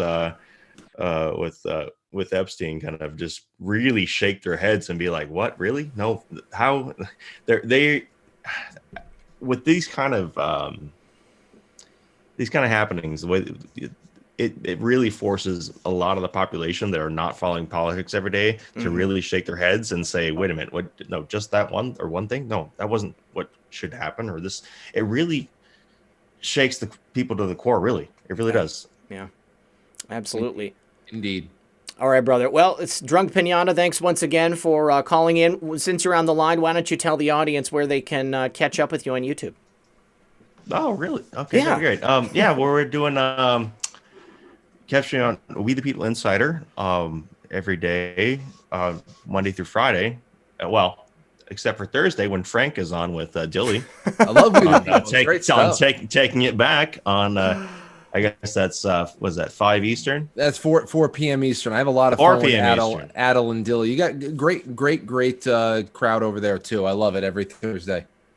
Yeah, you also find me on 7 p.m. Eastern on Patriot Soapbox with Barrick Stratum on Digging Deeper. So good stuff, brother. Find me there. Otherwise, everyone have a great night. Congratulations, Frank, and talk to you later, Zach. All right, peace. Brother. Talk to you soon, dude. All right, good stuff. All right, guys, if you want to call in on the phone, you just simply dial one of these two numbers, enter that meeting ID and passcode. And if you want to call in using the Zoom application, there is the link right there. I'm sure my mods are going to be sharing it as well. We've got Sweta coming up next. We'll take Sweta's call and see what she has to say. So yeah, the statistical impossibility that 11 Republicans, only Republicans, would be the ones to come down with it as a result of this one event where there was people of a variety of political persuasion seems to be completely, an outlier. I mean, like, this is in like the 0% probability. Sweta, are you there? Yeah, hi, Red Pill. Hey, how's it going tonight? Yeah, I'm good, Red Pill. Excellent. Excellent. What's your question or comment for Frank? Frank, I really agree with the point that you said that he could have said that the protesters burned the church, Joe. Thing is, I think this is the first time he's had experience of what the kind of manipulations and the kind of things they'll put out in front of him. Even I think the things that he could have also said was like, why are you downplaying Antifa, Joe? Are you the guys who are funding Antifa? You're certainly funding their bailing them out when they're after they're doing rioting and arsoning and burning down buildings. Also the climate change wherein there are pictures of arsonists in the forest as well, and you have been bailing out arsonists. So are you funding them? Because you're certainly funding their bailouts. But the thing is, this is the first experience of the kind of shots they would throw at him, and he's not been having these discussions like all his supporters have been having on a regular basis. Well, so I think. I think you're totally right, Sweta. I would have loved to hear him say that stuff. Frank, I mean, what do you think? What went wrong? I mean, those are some excellent points. I mean, I don't even think did he mention the fact that he just labeled Antifa and KKK as terrorist organizations? Joe Biden said, Antifa's not an organization, it's an idea. Well, guess what? My executive order labeling them as a terror organization says that they're an actual organization. Yeah, absolutely. It's just one of those things there. I mean, first of all, the tear gassing of protesters. I would love it. The protesters set fire to the church, Joe. Then you talk about the military support you have. Charlottesville. It's like the thing living under the sink that just won't die. I keep talking about the statue out there. Well, I would love for him to just be able to. I don't think that he is as good as he should be in defending himself. I just want to hear him articulately be defended and especially have that Charlottesville thing just stabbed in the heart as far as what the hell was going on that day and just how it's constantly being used. Now, obviously I've been denouncing racism, more specifically the KKK on television as far back as 2000, and they just made it into the KKK and Antifa, that whole that order that he wants to push on through, that designation there. But the other thing there, and Sweta, it's a great thing that you brought up. Chris Wallace, even it went as far, and I think that this really came off nicely and on the part of president. But when Chris Wallace tried characterizing things like the 1619 Project and critical race theory that has been adopted by things like the Smithsonian as not being racist, instead of being, why did you earn sensitivity training? Well, why? What is so wrong with sensitivity training on race? I'm like, wait a second. It is not sensitivity training to teach young black boys and girls that critical thinking, that whole families, that work ethic, that individualism, that Christianity, that planning for the future are things that only white colonizers do. That's what successful people do. You know, that apparently sensitivity training. I mean, if that's the sensitivity training, teaching black children that being dependent and irrational and unreliable infants for a lifetime is the pinnacle of blackness, how the hell can you call Trump a racist? That is the most abominable thing I ever heard anybody even suggest. And that was the kind of thing that they put on out there. And I think he held his own there. As far as the climate change thing goes, he did well there too with the we're planting 1 billion trees. First of all, anybody who went through science class up until 3rd grade knew, at least when I was in elementary school, that the rainforests in South America, they were the lungs of the world. That the lungs of the planet were the rainforest. They took in carbon dioxide. They gave us oxygen. So and also planting millions of trees on either side of the Rocky Mountains is the reason why we cured the Dust Bowl in the early 20th century. So that was an amazing thing there. There are other things, though, I wish that he would have been armed with. Number one, to talk about the climate accords. Well, we've done better than many of the Accord members without being in it. We dropped our carbon emissions recently. California, I'm glad that he said California is just an example of it being grossly mismanaged. Now, I wish he would have gone a step further and saying, well, if you go to our own Department of the Interior, this is a government agency, the Department of the Interior a couple of years ago said statistically 90% of the forest fires in this country are due to arson and human carelessness. The other 10% is mostly natural causes like lightning strike in very densely dense brush that has been dried out. It's the way that the earth rejuvenates itself naturally. The other thing that Chris Wallace tried to say on the climate change accord thing was, but sir, you got rid of the Clean Power Plan. You got rid of the Clean Power Plan. Trump should have said, I would like everybody at home watching right now to go on YouTube and Google search EPA Chief Gina McCarthy. EPA Chief Gina McCarthy under the Obama administration had to admit before a Senate Oversight Committee that the Clean Power Plan would have destroyed our economy by the tune of hundreds of billions of dollars, and all of it would have been symbolic, that it would not have impacted the climate or the temperature by maybe 1/100% perhaps. And they were hoping that by culling our economy over here, we would convince symbolically Asian countries that are polluting the oceans and the air through unbelievable amounts of coal burning that they should do it too. So, I mean, who cares if the Clean Power Plan was gone? Gina McCarthy and the Obama administration admitted it was a symbolic waste of American economic power. So these are things that I wish that he was a little bit more armed with, because, I mean, you can just put Joe Biden and the moderators into the proverbial wood chipper, and you give everybody at home a little something to research that they can then go out into the world with some really, really good perspective on what works and what is just all theater. All the climate change stuff is theater. Yeah, you know, this goes back to my point that the Democrats are pathological with their ability to stay on message. It's not something that I see from the right. I see us trying to refute things, but I don't see it happening in a good enough way so that people can remember those things. You know, we've got a community of researchers. There's a cricket. I can hear it. But I don't know where he is. But yeah, so they say because science, and they say you're wrong. And that's all people hear. And then that's what you've got a big group of people remembering. But instead, we need to be pointing to these things and actually talking about fact-based reasons for why we feel this way. All right, Sweeta, I appreciate you calling in. Thank you so much. We've got 11 people on the line, guys, so I'm going to try to get to as many people as I can, so just be patient here. We've got Floyd Standifer the fourth coming in next. Floyd will be here in just a moment. I did have one more donation from David. David says, I love all of you guys and all you do. Thank you very much, David. I appreciate you, buddy. And Floyd, your microphone is on, my friend. How are you? I'm doing great. Excellent, brother. What's going on tonight? Not too much. Hey, Frank, how you doing? What's up, Floyd? Not much. Called into your show a couple times, and dadgummit, I absolutely love it. You know what? That's right. This is the first time I've actually seen you call. You know, with Skype, call in with the webcam next time. All right, will do.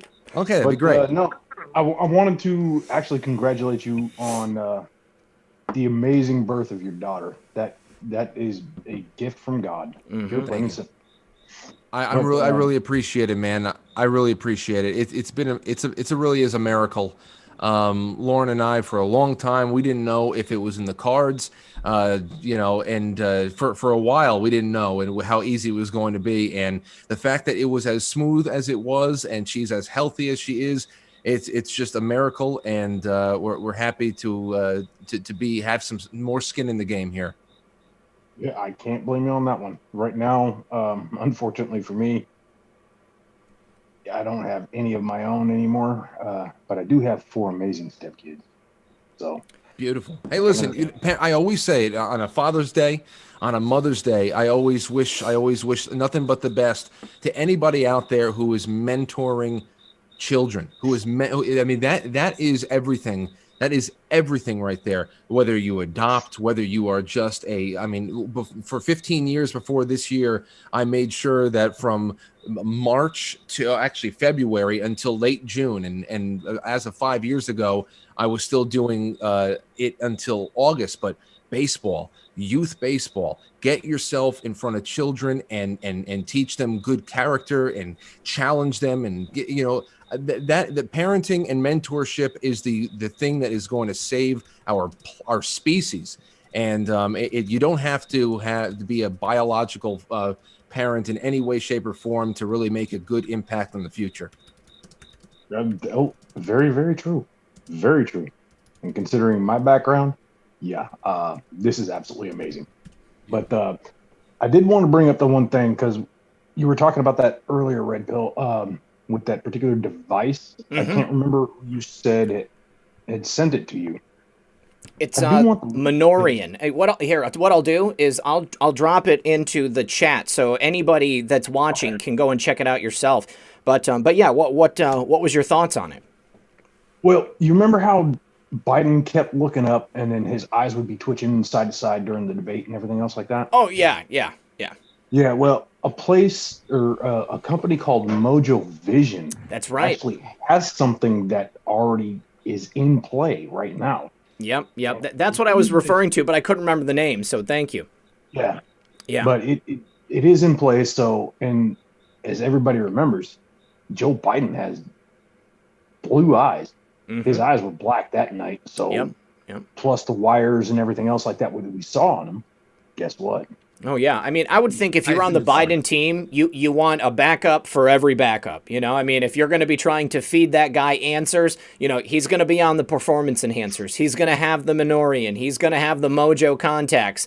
He's going to have voice to skull sending him the answers the entire night. I mean, everything that you could have. I believe that they were pulling out no stops. Maybe that's why he was drifting. His eyes were drifting up to heaven while... Well, he probably thought that he was actually talking to God at one point. Exactly, Frank. Exactly. Oh man. Now, and I'm gonna have to jump off here real quick because I know there's a ton of callers and everything else like that.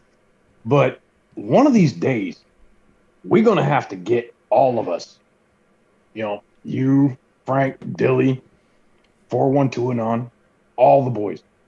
We're gonna have to do a big old round table one night.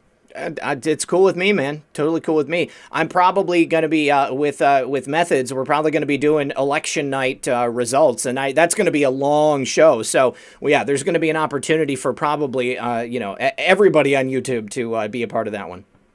How about that? Well, let's just do it on election night. Yeah. Every last one, let's jump in and just go for it. Yeah, I'm looking to do a lot of simulcasting on election night. I'm obviously, because of the way that this is going to shake out, I'm only going to be live until midnight. That was good enough in 2016 to be around to know, oh wow, he's got this one in the bag.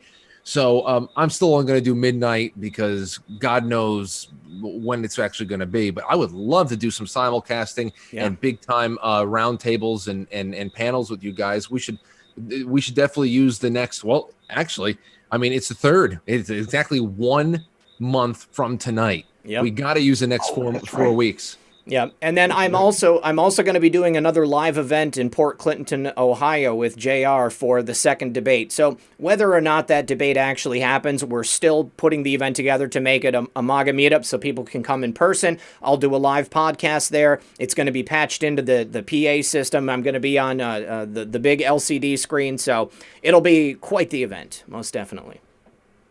Actually, the final thing, Red Pill. Yeah, I got a interview with JR tomorrow. Oh, dude, that's going to be great. When's that coming out? It'll be tomorrow night. Okay, it'll sweet, come out dude. Tomorrow night. But I'm going to introduce something else that I think everybody's going to love. All right, awesome, dude. It's about the Trump train. I'm going to show you something different. All right, beautiful. Love Just it. let me know. I'll tag me on Twitter. I'll share it, okay? You got it. All right, I love the way that sounds. Hey, Floyd, it's great to talk to you again, man. It's great to actually allow you to see my face in person. So that way. Well, listen, if you I'll be honest, email me or something like that, and I'll make sure I get you a Google Hangout link so that you can drop in more easily. Yeah, not a problem. I'm on Proton Mail. I'm on Google, I'm on Gmail as well. So, cool. But the most of the ways you see me is like this. So there you go. That's the due diligence look right there. All right. Bingo. All right, Floyd. Have a great night, man. Thanks for calling. Much love, brothers. We'll see you soon. Much love. Peace. Be well. And Red Pill, I think that is good for me to exit tonight as well. I have to help. I don't want to leave Lauren hanging too long up there. He says she needs me to cover the baby while she goes to the bathroom or something like that. But and also this cricket is like, I don't know where the hell it is, but this is awful. He's back there someplace. I know. I'm so happy I was able to do over an hour and a half with you, brother. I appreciate it, bro. Thank you for the time here tonight. Thank you everybody out there for everything. And I can't. Well, I mean, I'll get in touch with you and we'll get you back on with me in the next couple of days and weeks. But that election night, there's got to be some overlap at least for a half hour, an hour slot. Let's do something. We'll make it happen. 100%. All right, brother. Everybody at home, thank you so much for the time and welcoming me, as always. This is a wonderful channel to hang out with on the weekend. It is usually providing so much nice little conversation for us to listen to, especially this time of year. Like when I said, it's time for the fire pit, and we always have the Red Pill Cozy Sundays and Saturdays. And I'm so happy to be invited back every once in a while with you guys. You are always welcome. Thanks for being here, Frank. Tell Lauren thank you for loaning you out for an hour and a half, and then kiss that baby for me. Oh, absolutely, absolutely. And I'll make sure that I give you. Oh, hold on a second. I'll show the audience. Wait, I'll show you guys one picture. There Fine. You go. All right, here's a picture that kills me. This was at maybe the other morning. Oh my God, she's gorgeous. Oh, I'm going nuts. Yeah, I'm going nuts. Man. I'm going nuts. And the thing is that she's got, I don't know where she got the lighter hair might come from Lauren, but I think her eyes might be a very light brown, maybe even a hazel one day. If she ends up being an auburn colored hair with the hazel eyes and like these long eyelashes that I have. Yeah. Oh no, I'm going to be in real trouble. You will be in a lot of trouble, but you'll be prepared. You'll be prepared. Absolutely. and I have plenty of firearms as well. There you go. That's what I'm saying. All right, Frank. Well, thanks again for being here. And then everybody, if you aren't already, you really should be subscribed to Quite Frankly. You should also be following him on Twitter. Go to his website. It's in the description of this video, as his YouTube and his Twitter profile. If you go to the website, you can find Frank on all platforms and make sure that you are caught up no matter what happens on platforms such as this. All right, Frank. I love you, brother. Thanks for being here with us. Love you too, brother, and send my best to Miss Red Pill as well. I will do just that. All right. Take care. It easy, bro. Bye-bye. Bye. All right, you guys. So it's just going to be us for the next 22 minutes. We've got our next caller on the line. Caller, go ahead and unmute. And can I get your name for the audience? Caller, go ahead and unmute. Okay, maybe our caller stepped away or doesn't know how to unmute. So we'll bring in our next caller. Caller, can I get your name? Yeah. Go ahead. Mute. Can you mute your stream so we don't get the bleed through? I have muted. Okay, awesome. What's your name? Rita. And I've sent you email or texts and stuff. First of all, I'm bummed that Frank, quite frankly, has to leave right now. But Howie Mandel had a great thing when his daughter was born. He said he wasn't going to ever potty train her. So when she ever went out on a date, that he would bring her right home. Well, he'll be listening to the rest of the show, so he'll have heard that. But that is that's some good advice, definitely.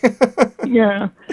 But as far as the debate goes, I thought Trump did a pretty good job. Yeah. I think had he come out really, really strong, he would have been severely criticized for that. Right. He ran the risk of alienating people if he did that. Yeah, exactly. But I thought he was able to at least get some points out as far as Biden's son. Mm-hmm. And I thought that was great. And it just brought it out for a lot of people, since mainstream media doesn't cover it, that it brought it out that people are now talking about it and doing some research.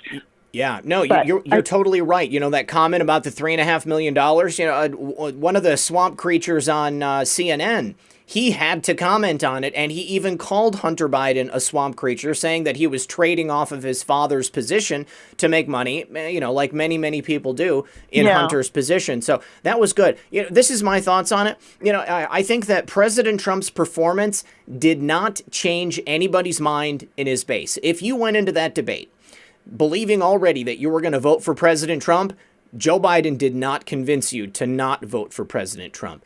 All they had to do was just not screw it up. Joe Biden made the comment that he does not support the Green New Deal. President Trump said it. He said, there goes half your base. You know, I mean, on his website, it says that he is a supporter of the Green New Deal. So if all of those radical left Democrats, these people that are burning the country down, they hear that Joe Biden doesn't support the Green New Deal, it runs the risk that they're not even going to show up on November 3rd.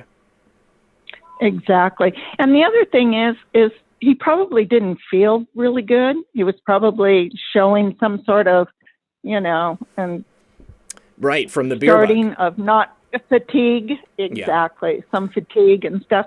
And so saying all that, I think he did a damn good job. Excuse me. I shouldn't have said damn. You're fine. You're fine. But, I appreciate your enthusiasm about it. But anyway, thank you very much, even though I don't Twitter, and maybe I will now. But I enjoy your show, and I look forward to it. Thank you very much, and keep up the good work. And I'll let you go on to another caller. Thank you so much for being here. God bless. Bye-bye. All right. Awesome. I appreciate that, Rita. That's great. Okay. Other caller, you're on the line with us still, but you are not unmuted. So I'm starting to wonder if maybe you're not actually there. Maybe...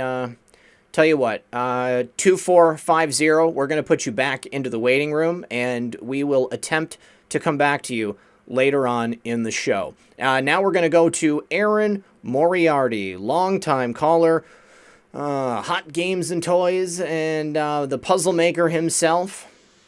Aaron, welcome back to the show. How are you tonight? Well, if I was doing any better, I'd be you or Frank. There you go. So what's going on, man? Well, what have you thought about the things we've been talking about tonight? Any topics on the overarching conversation? Well, yeah, the debates. I think overall, most Trump supporters were initially upset, but upon reviewing it, we find these nuggets. And I think one of the best moments was when they were showing Chris Wallace. And Chris Wallace said, well, President Trump, you have these rallies with thousands of people, and Biden, you have smaller get-togethers. He says, yeah, because nobody will show up at his events. It's true. Chris Wallace giggled. I mean, that was precious. Yeah. I thought that was really good. I agree with you there 100%. You know, I mean, here's the thing. I think that so many of us, Aaron, we went into that debate just hoping that President Trump was going to tear Biden apart, because we're sick and tired of this situation. We are ready for some, transformative change. President Trump has been doing amazing things. However, we all know that there is so much more that needs to be done. And Joe Biden, he's weak, he's ineffectual, he's a liar. He has done less in 47 years that President Trump has done in 47 months, as he said. And so I think that many of us were looking for that. But as you said, in retrospect, there were a lot of really, interesting bites that came out of it, albeit in perhaps a more subdued format than we were hoping for. Yeah. He also made the comment earlier that he's never debated before. So he might be a little nervous up there. I mean, he's used to doing these big events with all his supporters, maybe one or two hecklers. But here he's on stage with all the people watching. And I think you made the point earlier too on another show that his first debate with Hillary was a little bit rocky too, but until he kind of finds the groove. Yeah. So now he can he's watching that over and over again. Absolutely. He's honing his skills and maybe, practicing at Walter Reed. Absolutely. Cricket Gate, I think, might be coming up. Oh, yeah. I wasn't sure if it was Sweeta's line or if it was Frank's line at first, but then I quickly learned it was Frank's line. But Frank has such a calming tone to his voice, kind of a radio talk show, very calming. So I think that he's great. And, Amazing Polly loves him too. So she talks about how great he is. So he's great. And seeing you both together, I think you complement each other very, very well. Oh, yeah. I mean, it's easy when you're friends with somebody to have that conversation. Obviously we both watch each other's shows. So it definitely works well. Another thing I wanted to bring up was today there was a giant walkaway movement. Yep. At the Capitol. And when have you ever seen in your entire life a giant walkaway program from either of the major parties? It's just never happened. I don't remember it ever happening. No, this is definitely the first time in history that I've ever seen anything like this, and it's one-sided. I mean, it's walk away from the Democrats. I mean, I don't see anybody walking away from the Republican Party. Sure, we have the Never Trumpers. But, these are not people who do anything but, act as talking heads or write articles in places like The Atlantic, Bill Kristol and his crew. But you do not have a movement of people walking away from the Republican Party because President Trump isn't fulfilling his campaign promises. The only people who aren't fulfilling their campaign promises is the Democrats. And these people have been in power over and over and over again, and they consistently let the American people down. President Trump is really the only politician in my lifetime that I can point to and say, he said it, he did it, and we are all better for it. Yes, indeed. And a peaceful president as well. I mean, Jimmy Carter, there were no bombs dropped during his 4 years. Mm-hmm. It's the first 4-year period where we haven't started a new war, which is, and that wasn't even brought up. But, the debates, I think Judge Janine could be the moderator. That'd be pretty cool. I would absolutely love that. That would be great. Or Kayleigh McEnany. I would love her too. She would be awesome. Awesome. All right. Well, so Aaron Moriarty with Truth Quest. You can find Aaron on YouTube. You can also find him on Twitter. Tell everybody where that is, Aaron. Okay. At Joel Moriarty at Twitter, Aaron Moriarty at Facebook, and Truth Quest with Aaron Moriarty on YouTube. And I have a new channel for kids entertainment called 3 a.m. Studios. Okay. Sweet. Awesome. Is that going to be with the puppets? There will be puppets, but right now there's just some books that I read, some books that I wrote and illustrated, and some crafts for kids to do, some fun crafts. All right, brother. All right, well, thanks for calling in again, Aaron. I appreciate you, my friend. Thank you very much. All right, have a wonderful evening. God bless. God bless you. Bye-bye. Peace. Okay, awesome. Now we're going to go, here, let's try one of the phone callers here. Caller, you're on the air. Go ahead and mute your stream in the background so that we don't get the bleed through. And I've got it all muted, Red. Awesome. How you doing? Who is this? Is this Hater-proof? Hater-proof, that's right. That's all right.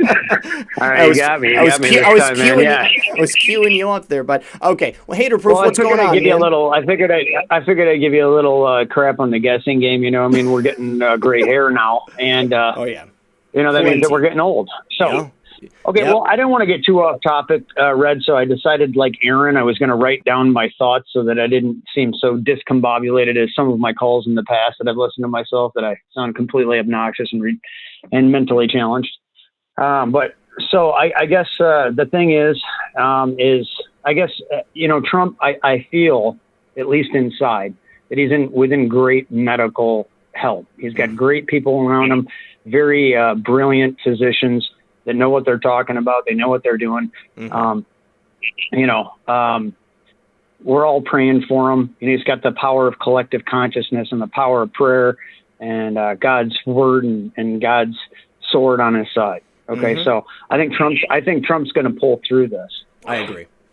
Now, and I hope it's not too soon for me to ask these questions, I guess, is what I'm getting at is by that. And because I absolutely love our president, and I think everybody pretty much in your chat would agree, wholeheartedly, Red. Absolutely. But why was he infected though? I mean, from a national security standpoint, if we're looking at this like from a perimeter or as a virus, I mean, thank God, Red, that it wasn't botulism 4. Mm-hmm. Thank God, Red, that it wasn't anthrax. Thank God, Red, that it wasn't smallpox. Mm-hmm. Now, I'm not saying that, he needs to have reverse air and needs a Pope mobile with, HEPA 16 filters, Red, on it, that they transport him around in a box. But I think maybe there might have been some type of protocol issue, maybe, that would even have a chance to infect him from a national security standpoint as the president of the United States. I guess, what are we going to do? I'm sorry, go ahead. No, I was just going to say, I completely agree with you. I mean, even if it was an orchestrated event, how did they get it through? Did they work on infecting a single person, like 2 days before the event? Because, apparently it's so communicable. That would be something that might work. Maybe they gave it to Hope Hicks first, because she seemed to be the one who came down with it first. And then she introduces it, and all of these people are, working together. They're all in the same room, the same enclosed area.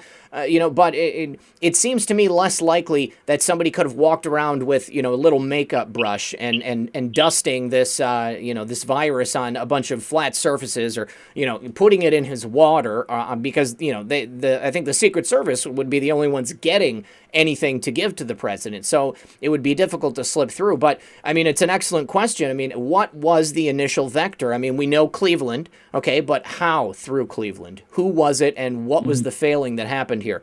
And not denigrating Secret Service at all. The Secret Service is doing a great job. They've kept President Trump alive and safe this entire time. But something happened, and we need to know why. Yeah, and I think one of the mottos of the Secret Service, is that they don't get a chance over at it. Mm-hmm. So if this was a lapse, and the president did in fact, which he's admitted himself, which the tests say, and which for all accounts he knows is real, is contracting COVID. Then what would have prevented him from that national security standpoint in those bubbles of layering and protection and airspace and ground and everything that they do to protect him? Why did he get sick then? I guess is the question. So, so how are we going to prevent that in the future if that's the case? And then I guess just kind of on a side note, for everybody that's maybe listening in the chat, to really take your time to disseminate what media reports are, because we're going to have to really combat media disinformation. We understand how the fake news works. We understand the labeling. We understand the players that are involved. But I think it's very important to not really, even if it's so blatantly obvious, that may be the one that tricks people the most. Yeah. And, and I guess, what are the odds, Red, that amount of people in that small amount of space, And see, I remoted this, and I know that sounds crazy, but, I'm trying to develop those qualities. I think maybe somehow in our evolution they'll exist, telekinesis and things like that. But I remoted, and I don't know if it was kind of a dream or, some, I don't know, developed consciousness type of thing, that I saw tile floors that were in a color of maroon, which actually were the same color as the carpet, I think, in the Reagan. But anyway, there was some stainless steel.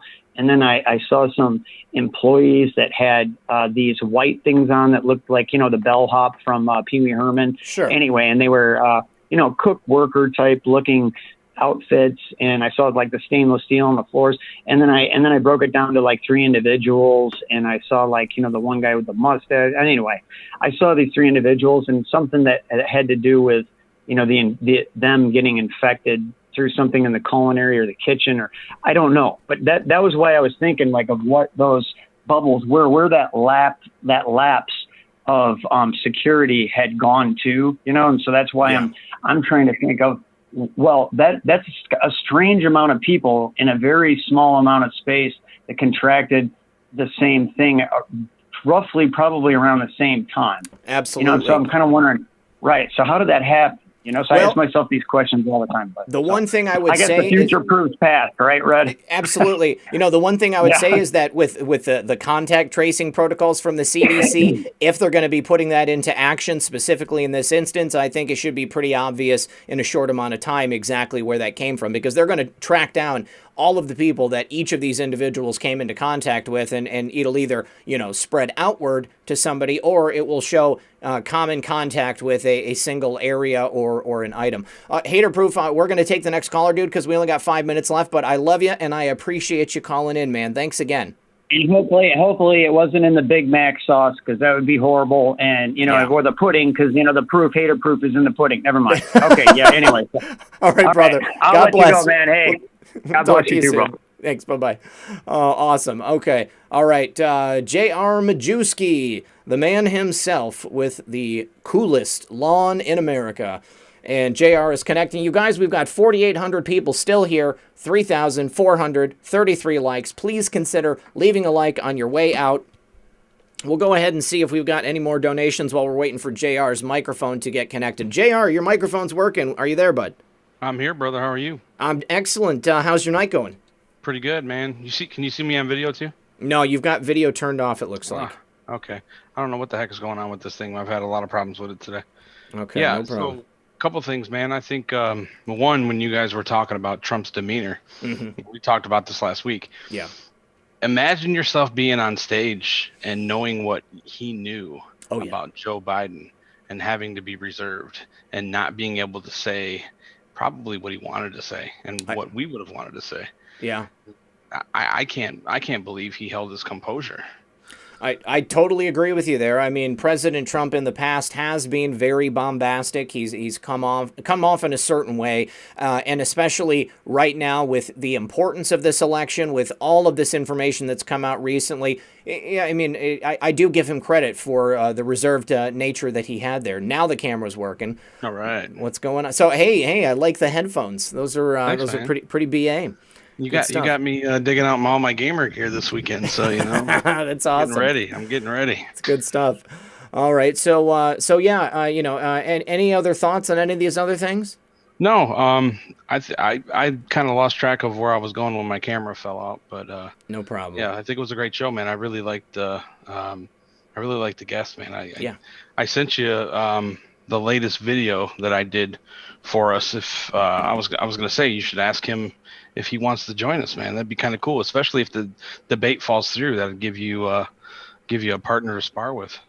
Frank will definitely call in. I'm sure he will definitely call in. Let me see if I can get this video pulled up, and we will play it for the audience. Hold on just a sec, guys. It's the one you saw last week. Yeah.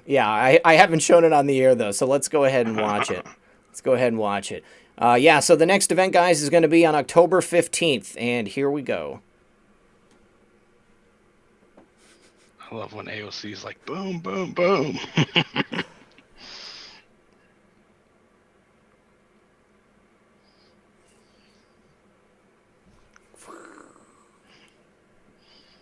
Thanks, bye-bye. Awesome.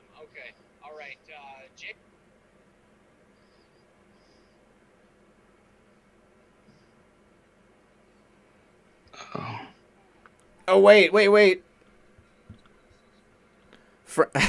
Where's the song from, JR? It's all royalty free. It's all okay. Good. I just wanted to make sure we weren't going to get shut down. Okay. Nope. Oh no, where'd it go? Yeah, hang on. It's I'm having some issues. It shut down. All right, don't worry about it. I will share the tweet, and you guys can all watch it after this, because I retweeted it. Did you just share the video again, JR? No, I didn't. Okay. I just sent it to you by text. That was it. Okay. All right. Hold on. Let me. I'll get it pulled up here. But man, yeah. Once again, you are just killing it with these promo videos that you're doing, whether it's for us or for the president. Incredible stuff. And also, just in case anybody here might not know, JR does have a YouTube channel as well. He did his first stream tonight. You want to go ahead and tell everybody where they can find you on YouTube? I don't even know, dude. That's how much so much I'm trying to monetize my YouTube. Okay, all right. No, I have no idea. I think it's J.R. Majewski, probably on YouTube. Okay, all right, sweet, dude. All right, man. Well, that's the end of the show. So I'm going to take one more caller, and then we're going to sign off for the night. Thanks for calling, brother. Appreciate you. No problem. You too, buddy. All right, man. Peace. All right, and it looks like people were saying there was no sound from the video, so I don't know what's going on. Perhaps it's the application, because it crashed on me.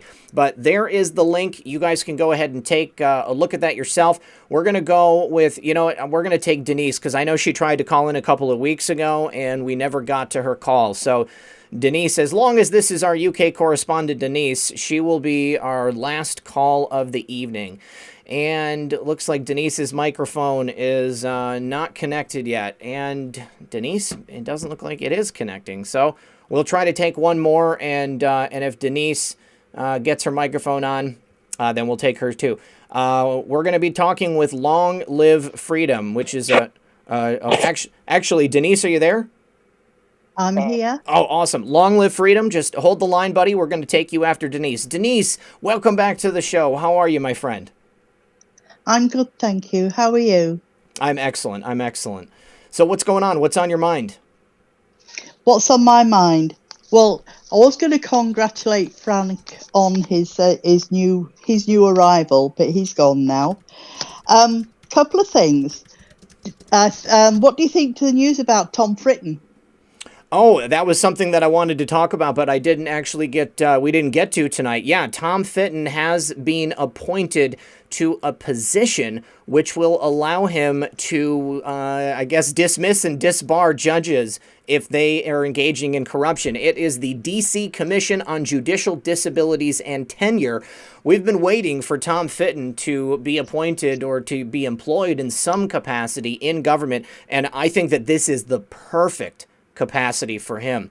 I actually do have a link to, let's see, this is a page giving information about this organization, their mission statement. The mission of the Commission on Judicial Disabilities and Tenure is to preserve an independent and fair judiciary.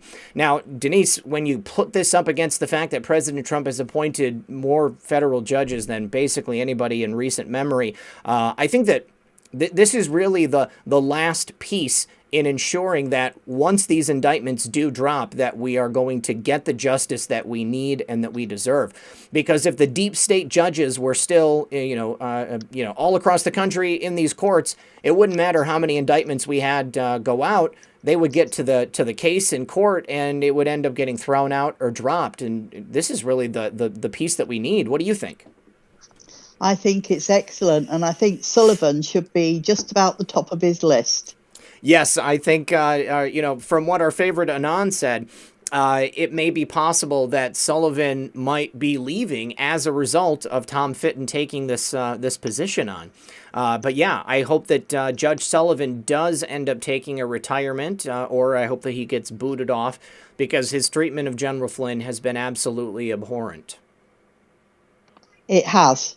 I couldn't agree more. Yeah. And another one is, I don't know whether it's a rumor or true, but did you hear about that woman that was stopping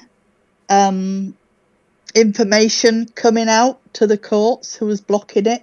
oh, what is her name? I Gina forgot Haspel? their name now. Gina Yeah. Haspel. I did hear Supposed about to that. Yeah. Dead.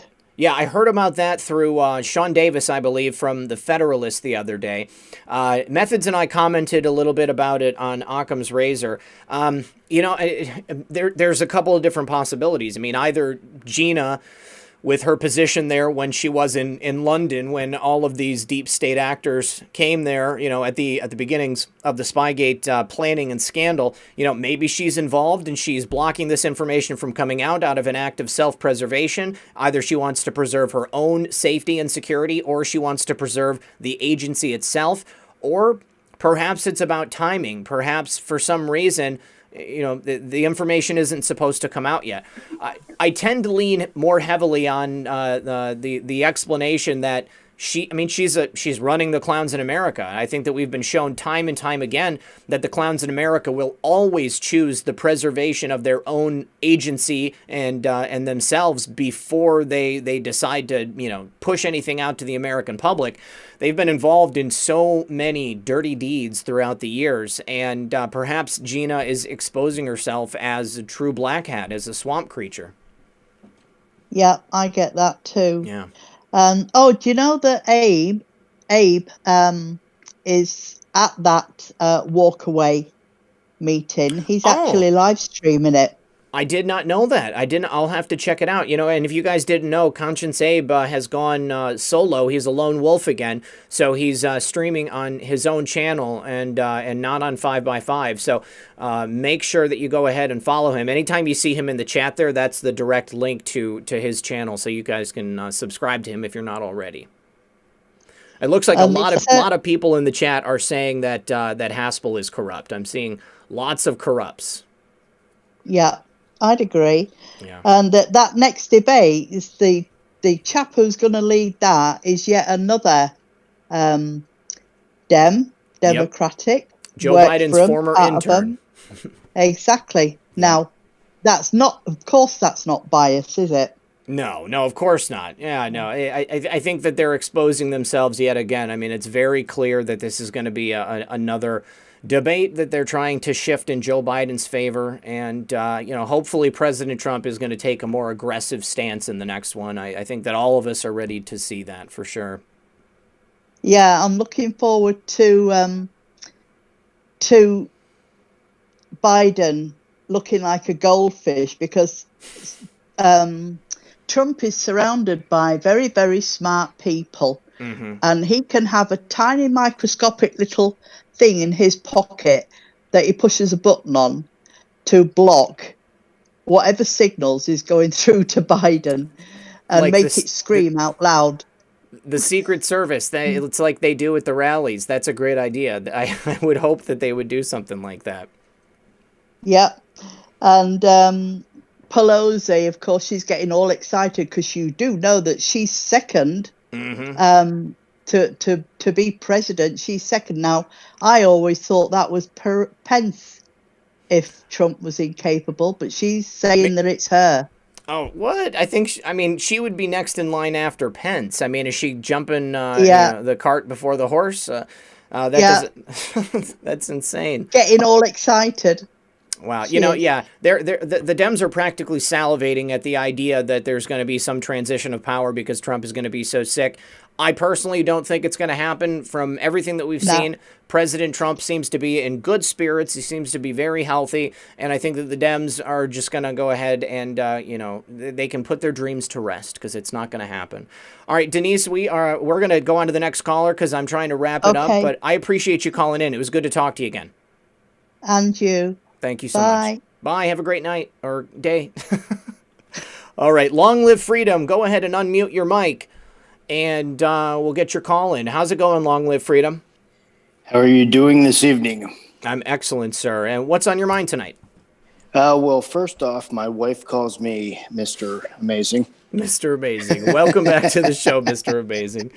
Just to round out the evening, I appreciate being the last call of the evening. However, We're going to take one more. Super serious. We're going to take one more after you because she stayed on the line after everybody hung up, and then all of a sudden more people called in. So, but you're next to last. But it's cool. It's cool. So, what is on your mind? What do you think about the stuff we talked about tonight? Roger that. The first thing that I think everyone needs to focus on is some of the focus words. One of the things that the Democratic Party is really, really good at is diverting attention, capturing attention, and controlling people's attention. So one of the things I think that should really be focused on is if the shoe was on the other foot. If during the first debate, for example, whenever Trump had to bring up Hunter Biden on his own because the moderator would not do it. And we all know if Donald Trump's son was in the same situation, if Donald Trump was a VP, not even political, but if he was in a really high position of power with all of his businesses and his son was following him and his son got booted out of the military and with zero experience had multi-million-dollar contracts tied to his position that he just randomly happened to get involved with, there would be multitudes of red flags, and every single person in every media outlet would be blaring that thing from the top of Mount Everest. Day in and day out. Absolutely. I mean, this is projection at its finest. And, I mean, you look at it, Hunter Biden accepting $3.5 million from the wife of the former mayor of Moscow. This is the Russian collusion they were looking for. Any connection to Russia that the Trumps might have had, they would have called it out immediately. And how ironic is it and unsurprising that Hunter Biden, and ends up being Hunter Biden, who has the true connection to Russia, and not just any old Russian billionaires or regular billionaires. I mean, these are billionaires who are known to the State Department to have gained their fortune through corrupt activities, and then being connected to human trafficking. I mean, come on. I do want to point this out, and this is during the Obama era. We need to be very, very vigilant of the shiny objects, the little dangly things that the media is going to throw out there at the perfect time. And back during the Obama era, I actually literally had two of them. One of them was called Deflategate, and it was whenever Tom Brady. Obama's, exactly. And Obama's guy who literally said we actually relied on the stupidity of the American people to get this passed. And the day of whenever they were getting ready to drag that guy in to question him, it was Deflategate. And then a couple months later during the IRS, and I'm trying for the life of me to remember her name off of the top of my head. Lois Lerner? Lois Lerner, they're dragging her in. It was on a Tuesday, and I know because I literally called into my local AM talk show, radio show, and I said, this is crazy. They are literally dragging in George Bush's torture. I called it Torture Tuesday. Because all of a sudden they were like, well, what about these torture tactics that was happening during George Bush? And I actually was laughing out loud. I said they're actually dragging in George Bush just to throw up the smoke screen for the fact that they were using the IRS to target conservative movements, that we were literally trying to raise money for our own parties. But I absolutely love you guys. Love your show. Love you too, brother. Real quick, people need to learn the fact that collusion is not a crime. It is legally not a criminal definition. Conspiracy, if a woman goes out there and she is simply talking about having her husband murdered, but then she actually takes action to try to hire a hitman. Right, transfer money or something like that. Yeah. Exactly. Yeah. People need to realize that those are two very, very, very significant legal differences. Yeah. And Hillary Clinton conspired against prior to him actually being president, but then he became president to overthrow him, literally conspired and carried out efforts to overthrow a sitting American president, and she literally paid for, and it is documented, treason. Exactly. No, I kind of guess I kind of take it for granted. I take it for granted that, when we say Russian collusion, I take it for granted that people already know that. But, I mean, it's an excellent point, something to make up. Careful distinction. Hillary Clinton bought and paid for Russian disinformation, worked with an actual Russian agent to deliver a product that was designed to take out a sitting U.S. president. And, and before that, just a candidate for president. All right. Well, hey, Mr. Amazing, thank you for your call, buddy. We're going to wrap it up, okay? Roger that. Love you guys. And remember, Q stands for question everything and do your own research. Love you. Love you too, brother. Great point. We'll talk to you soon. Bye-bye. Okay, we're going to take our last caller, Bunky. Bunky 7777. Bunky, how are you tonight? Hey, Red Pill. How you doing? Excellent. What's on your mind? I'll be real quick because I know you're trying to get off. I was just going to mention about Mike Pompeo. He came out of the CIA, and he's the one that actually referred Gina Haspel to Trump. And I was watching Sean on the SGT report tonight, and he had a couple of fellows in there, one of them a full bird colonel or somebody, and they were talking about Pompeo and stuff he was doing. It didn't sound too good. But anyway, what I called you about is I was watching the clip the other night on Hannity where the president called in. Yep. And he said this one word, and I don't speak Latin, so I went to look it up, and the word was ad infinitum. And I went into the online, dictionary, and Merriam-Webster pops up, and that's where I look it up at. And I read the definition, and I always like to see it in a sentence. So I went to use it in a sentence, and it said, going forward, the president and his surrogates, Pence included, will repeat this message ad infinitum.